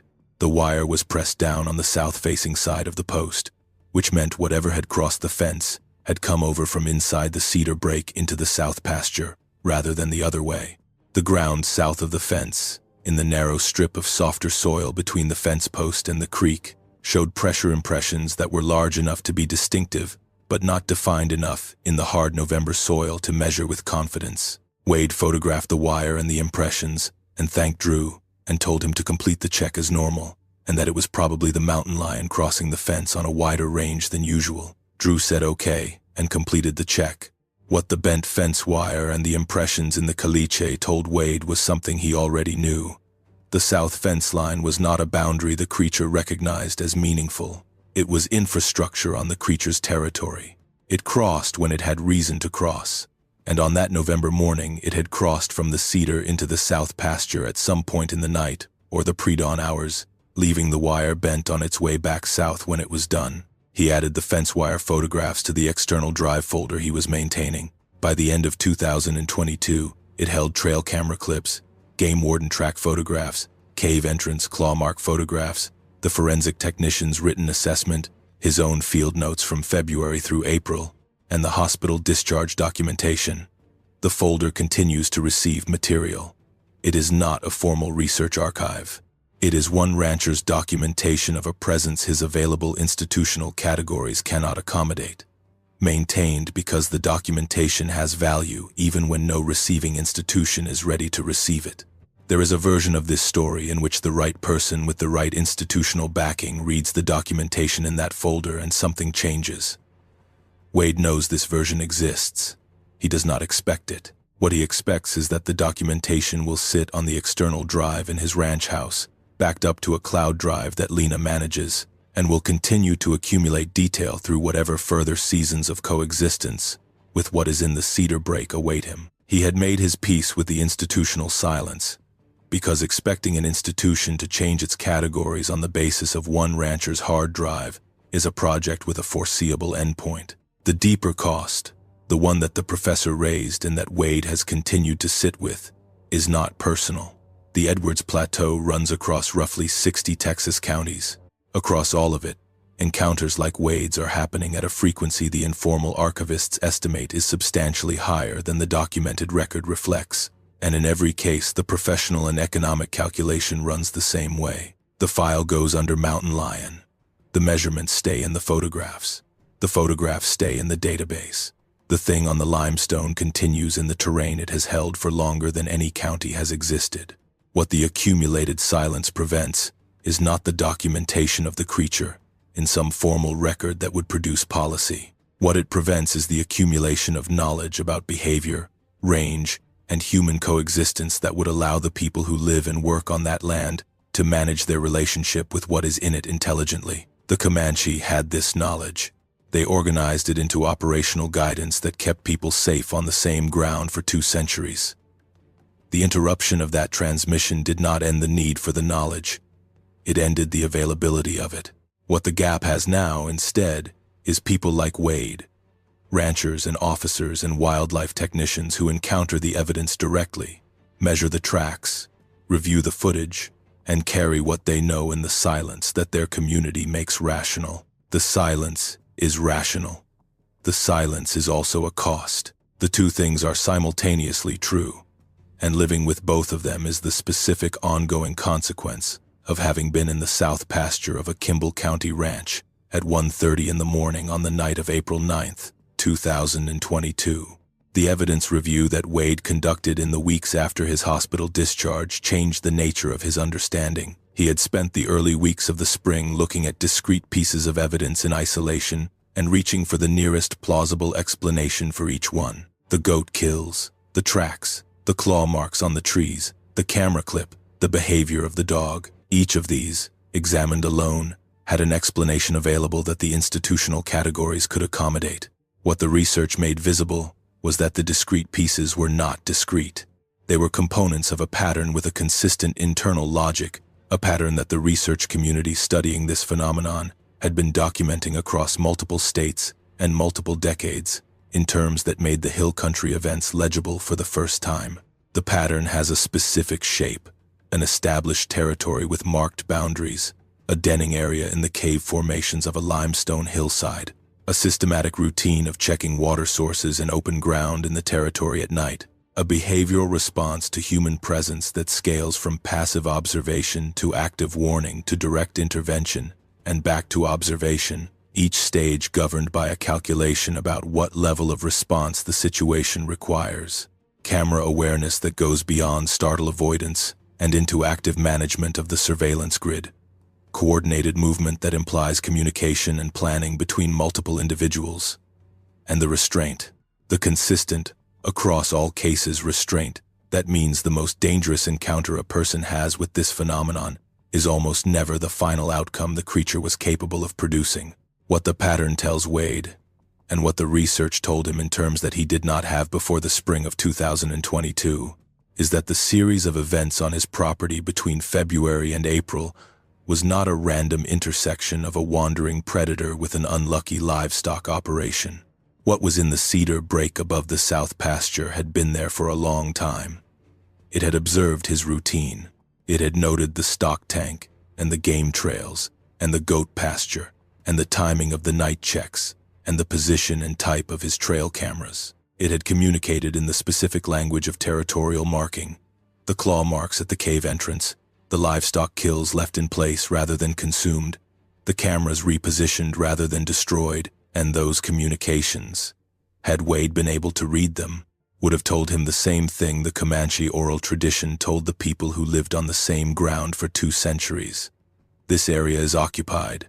The occupation has a longer tenure than yours, and the appropriate response is to adjust your operations to account for what is here, rather than to pretend what is here is something you can explain with the categories you brought. He could not read them. He had not been taught to read them. The knowledge that would have allowed him to read them was held by people who had been removed from this land 150 years ago, and it had not been transferred to the families who came after.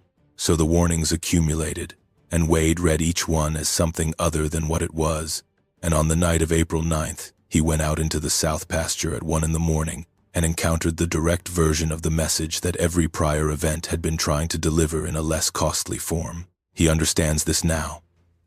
The understanding took months to arrive, and is still arriving, which is the way understanding works when what is being understood is this large. The weeks immediately after the hospital discharge were physically and practically consuming enough that the psychological reckoning had to wait. Wade came home with specific instructions. No heavy lifting for 6 weeks, no vigorous physical activity for 12 weeks, follow-up appointments every 3 weeks until the concussion symptoms resolved and the shoulder surgical site cleared for full use. The physical constraints of recovery defined the shape of his days, giving him less time to sit with what had happened in the south pasture than he would have had if he had simply been well. He did the things that needed doing in the house and the immediate yard. He did not go into the south pasture. He did not go into any part of the property that was south of the house. He hired a hand from Junction, a young man named Drew, who had worked for 2 other Kimble County ranching operations and came recommended as reliable and discreet, and told Drew that there was a mountain lion active in the lower pasture, and that he should not do the evening livestock check below the south fence line without calling Wade first. Drew accepted this without discussion. Mountain lion pressure on a goat operation in Kimble County is unremarkable. The caution was reasonable. Lena was managing the practical consequences of the changed situation in the way she managed everything, systematically and without complaint, but with a quality of attentiveness that told Wade she was tracking more than the logistics. She had taken a week off from her job in town immediately after the incident and had stayed through the first week of his discharge. Then she went back to work, but was home earlier than usual, calling from the office around 4 in the afternoon to confirm the time she would arrive, a practice she had not had before April. She left the barn light on, and the porch light on, and the kitchen light on every night. The property had been dark at night since they had lived there, the way ranch properties that far from the highway are dark, with nothing to see in any direction after sunset except stars and, on cloudy nights, nothing at all. By May it was lit at the perimeter, clearly enough that Drew noticed when he drove up for the morning check. He did not say anything about it. Drew was the kind of young man who noticed things without needing to comment on them. Lena stopped sleeping easily. She had been a sound sleeper for the 11 years they had lived on the property. The kind of person whose unconsciousness was complete from the moment her head was on the pillow to the moment the alarm went off, undisturbed by the sounds that a working ranch makes at night. After April, she woke at sounds she had slept through for a decade. A coyote on the south slope, a deer moving through the brush along the creek of the barn tin in the wind. She would lie still for a moment, listening, establishing the sound's identity, and then go back to sleep. But the establishing took longer than it used to, and on some nights it did not happen in time to prevent a full wakefulness that settled in and did not lift until 4 in the morning. She told Wade about this once, in May. He said he was not sleeping well either.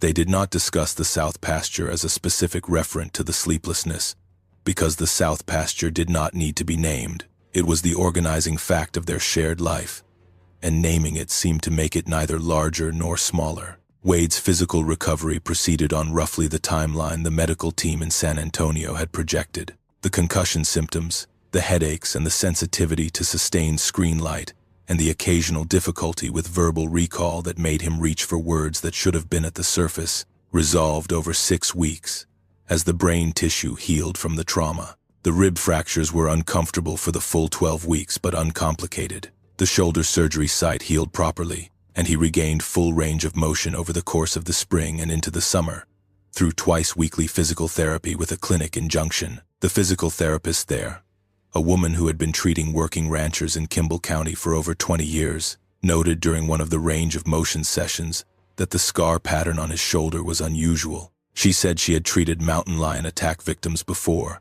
and the wound pattern on Wade's shoulder was different from what mountain lion claws typically produce. The spacing of the parallel scars was wider than she had seen from a cat. She did not ask him about it beyond that observation. He did not explain it beyond saying the Parks and Wildlife Department was still figuring out exactly what had happened. She nodded and continued the session and did not bring it up again. This is the way things are managed in a small county where a person's professional reputation is something they have built over years and is not something they can afford to risk on a conversation that goes wrong. The South Pasture cameras continued to run through June and July without capturing anything that could not be explained by the deer and coyote and javelina traffic that were the normal wildlife population of that terrain. Deer came to the stock tank nightly. Coyotes worked the creek edge.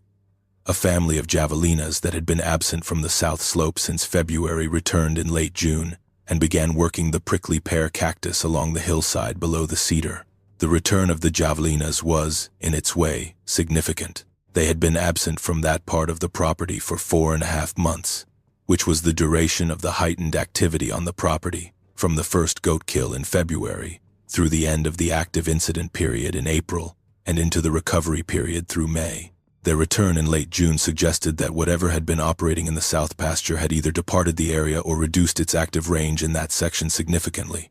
Wade could not confirm which. He noted the javelinas. He continued doing the evening check with Drew rather than alone. He continued not going south of the fence after dark.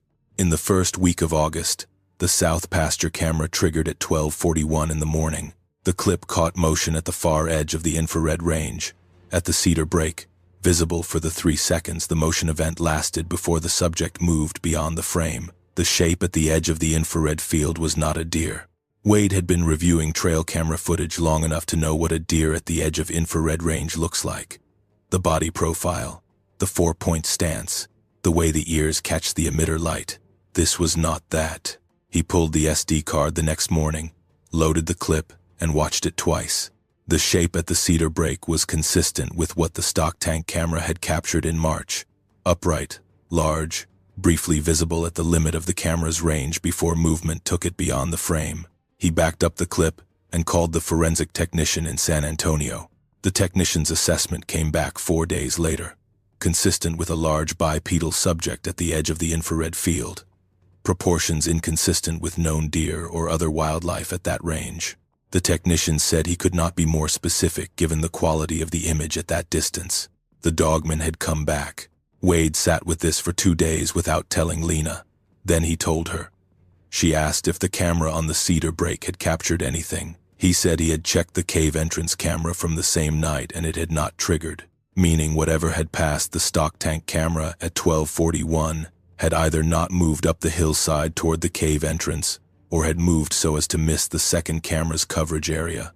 The information was incomplete. It was consistent with a pass-through, the creature moving across the South Pasture in the early morning hours, without establishing a fixed position. It was also consistent with a creature that knew the position of the cave entrance camera from the spring and was avoiding its field of view. Wade did not know which interpretation was correct. He chose to update Drew's instructions. Do not go anywhere south of the yard fence after sunset, at all, for any reason. Drew asked no questions. He adjusted. 2 weeks later, in the 3rd week of August, the camera on the cedar break above the cave entrance captured the footage that is the 3rd significant piece of evidence in this story, and the one that sits most heavily in Wade's understanding of what has been happening on his property. The camera triggered at 11:48 in the evening and continued triggering at intervals for 41 minutes. The clips, played in sequence, show a figure at the tree line of the cedar break below the cave entrance, on the limestone hillside above the South Pasture, standing, facing downhill toward the ranch house.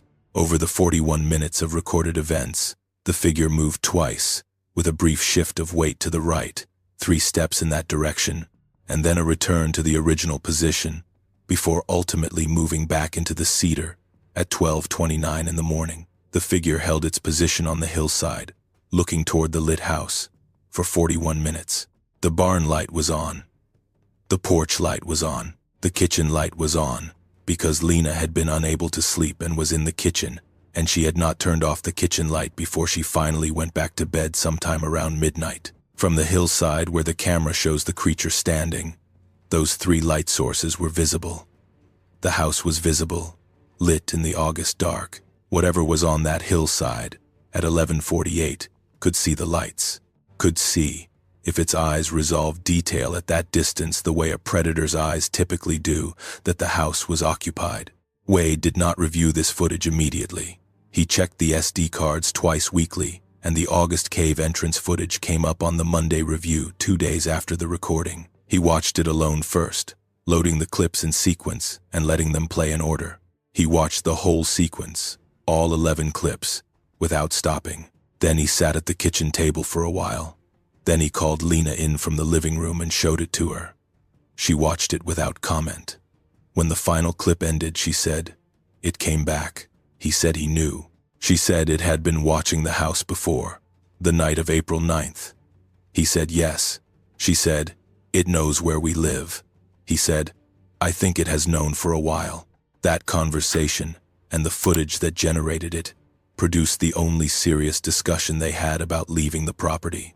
Lena did not frame it as leaving because she was afraid, because she had been living in a state that was adjacent to but not identical to fear for 4 months, and she had arrived at a place beyond its simple form. She framed it as a practical question.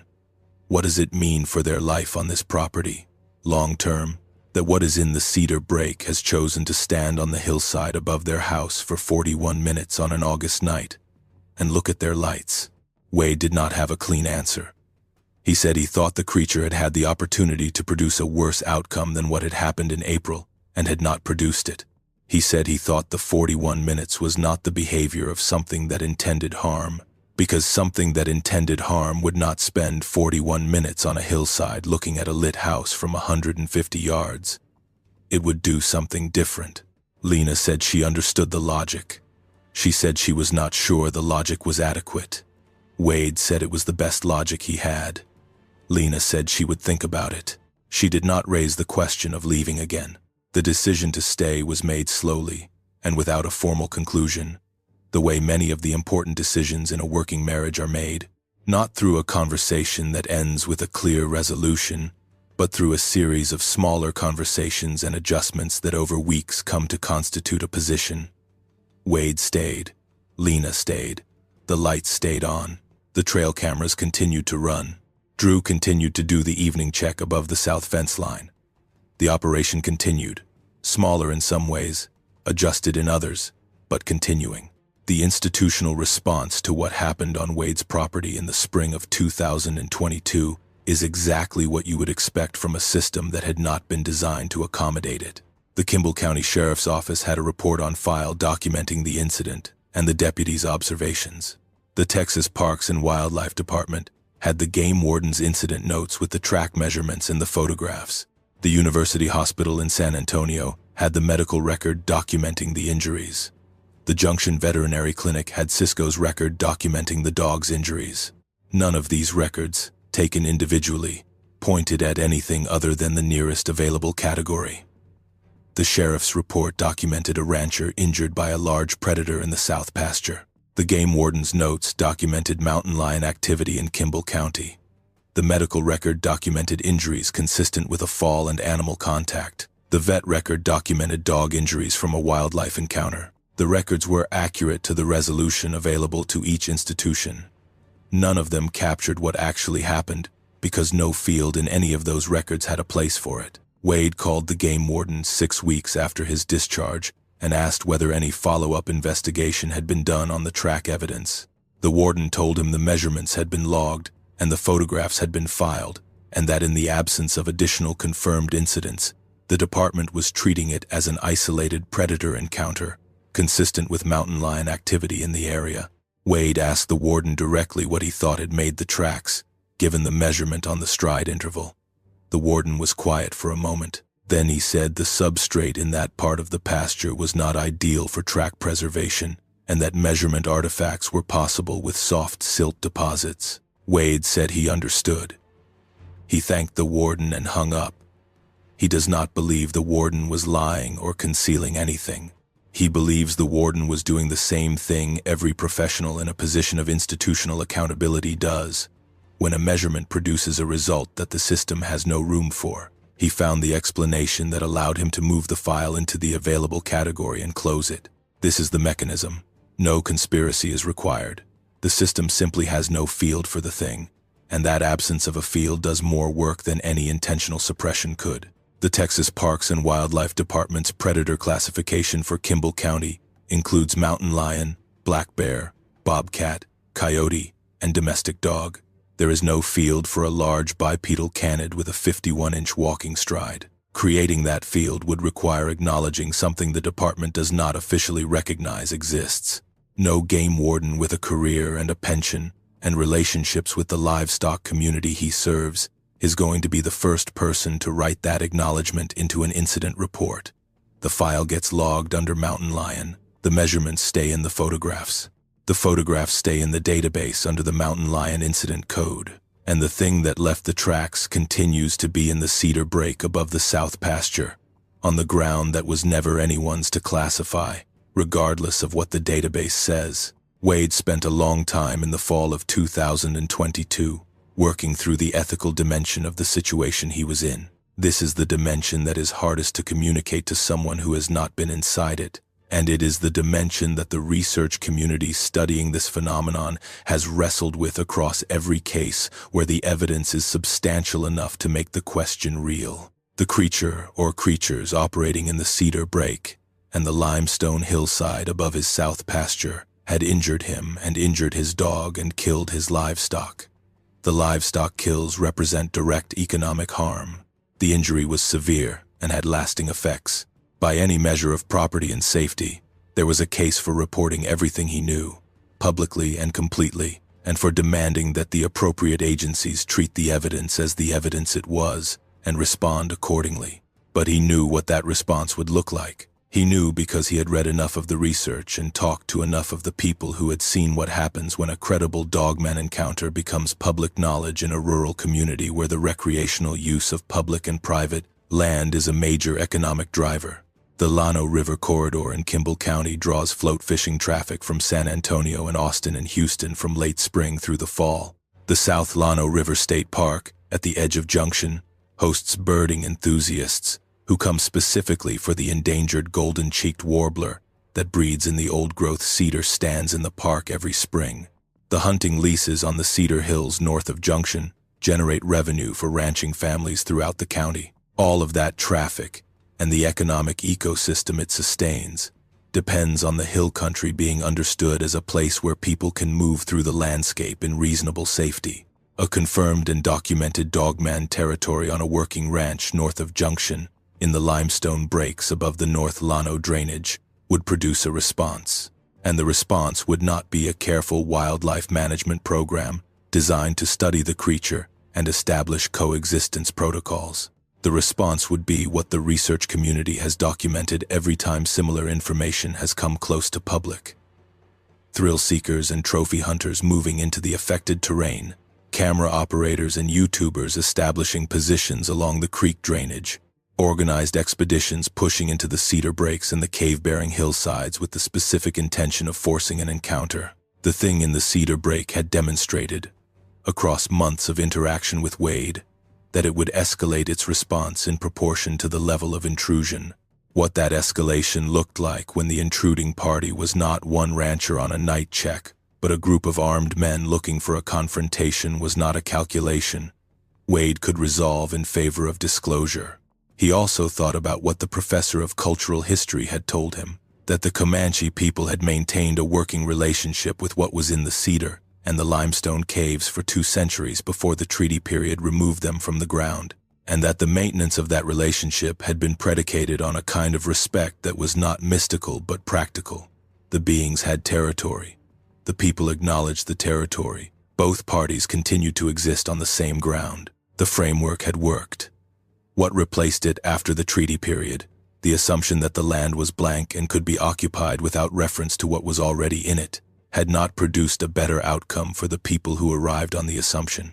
It had produced the spring of 2022, and a rancher airlifted to University Hospital in San Antonio. Wade does not see himself as the custodian of the creature's territory in any formal sense. He does not have the cultural tradition that would give that role meaning. What he has is 11 years of knowledge of a piece of ground and 1 season of very expensive direct experience with what happens when that ground's actual occupants are not factored into the operation. He has adjusted the operation to factor them in. The south pasture is managed differently than it was before April. The livestock do not use the lower south pasture at night. The night checks are done above the south fence line, from a distance that keeps the person doing them in the lit yard rather than in the dark cedar terrain. The trail cameras continue to run, because the footage they produce is the documentation of something the official record has no space for, and the documentation has value even when it cannot be submitted to any receiving institution. He keeps the files on an external drive. He backs them up. He adds to them when the cameras capture something worth adding. Cisco is 5.5 years old and in full working health.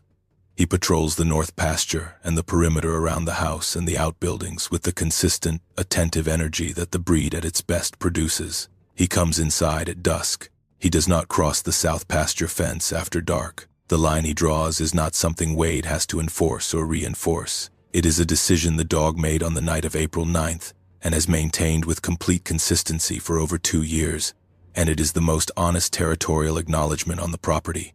Cisco knows what is in the cedar and where the boundary of the territory runs, and he holds the boundary the way working dogs hold the things they understand better than the people around them. Quietly, completely, without the need for explanation. Wade told us, in the fall of 2023, that he had gone back to the hillside above the south pasture in October. Daytime, clear morning, temperature in the low 50s, the cedar bright in the morning light, and the North Llano drainage visible to the north through the gap in the hills. He walked up the slope to the cave entrance and looked at the claw marks on the 3 ash junipers at the mouth of the cave. The original marks from March were still there, the edges grown over at the margins where the cambium had healed, and the bark was beginning to reclaim the exposed wood. Below the original marks, on all 3 trees, there were new ones, fresh gouges, recently made. The exposed cambium still pale and sticky. They ran from about 3 feet off the ground to just above 6.5 feet. The same characteristic height range, 4 parallel lines in each group, the same spacing between lines that requires a hand wider than any bear's paw in the hill country. He stood at the cave entrance for a while, looking at the marks and at the south pasture below them, and at the ranch house at the north end of the property, with the barn light visible even in the morning sun. Then he took a photograph and walked back down the hillside and went inside and did not return to that part of the property. Some evidence you document, some you leave. The south pasture in the morning is the same pasture it has always been. The Angoras work the north slope in the daylight. The live oaks along the creek catch the early light.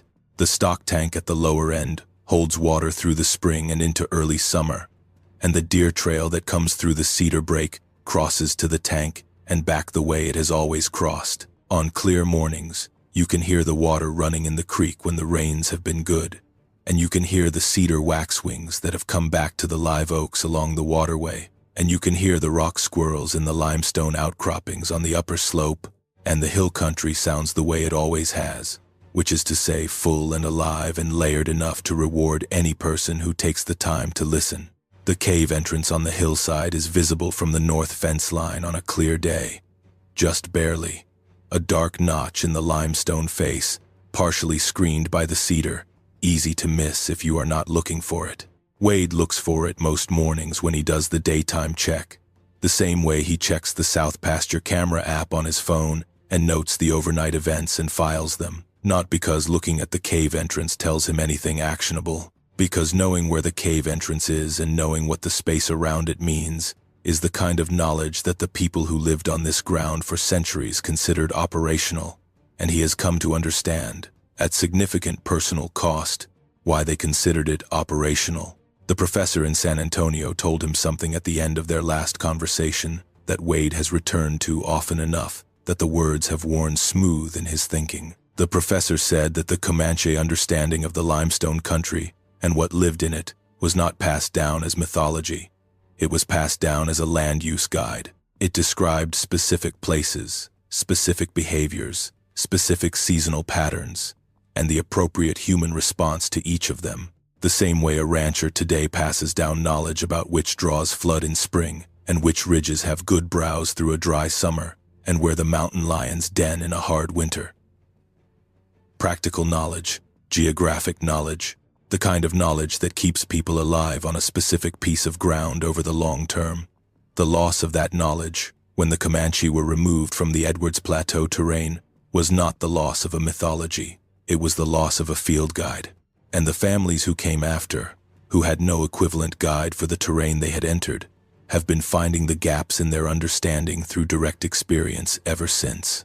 Wade is one of those people now. He has the field experience, purchased at a price he would not have chosen. He does not have the framework that would have told him, before April, how to read what the cave entrance and the claw marks and the repositioned cameras and the structured vocalizations in the dark were communicating. He has it now, learned the hard way, in the specific way that things are learned when the only available teacher is the situation itself. The trail cameras run. The south pasture is quieter at night than it was before. The lights are on at the perimeter. Cisco draws his line at the south fence after dark, and Wade draws his line at the same place, and the line holds. It is not a resolution. Nothing about this situation has resolved, and Wade does not expect it to resolve, because resolution would require one party or the other to vacate the territory, and neither party is vacating. The creature has been in those hills longer than the county deed records extend, and it will be in those hills when the current lease expires and when the limestone has been reclaimed by whatever form the hill country takes in a century. What Wade has arrived at, after 2 years of living with the knowledge of what is in the cedar break above his south pasture, is something closer to a working arrangement than a resolution. He uses the ground that belongs to his operation. The cedar and the hillside and the cave and the lower south pasture after dark belong to something else, and he treats them accordingly. And so far the arrangement has been honored on both sides. The Llano River still runs through Kimble County, cold and clear over limestone bedrock, carrying the snowmelt and the spring rain from the Edwards Plateau down through Junction and south toward Mason and the Llano uplift beyond. The tourists who float the South Llano every summer, the birders who come for the warblers in the spring, the hunters on the leases in the Cedar Hills through the fall, they all move through a landscape that holds something they have not been told about, because the people who knew about it were removed from the ground 150 years ago, and the people who came after have been sorting the evidence into the wrong categories ever since. The cedar and the limestone do not explain themselves to people who come to them without the context to read them. They hold what they hold, the way they have always held it, in the particular silence of terrain that is older than any human memory of it, and that will outlast every iteration of human use that has been imposed on it. Wade will tell you the south pasture is a good piece of ground. The Angoras do well on the upper slope in the daylight. The creek holds water most of the year. The views from the north fence are the kind of hill country views that city people drive 2 hours from San Antonio to see. He will tell you all of this without hesitation, because it is all true. He will not tell you the south pasture is unoccupied. He knows better now.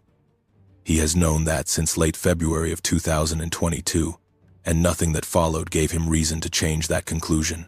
The cedar break is not empty. Whatever is in that limestone has been there considerably longer than Kimble County has had a name.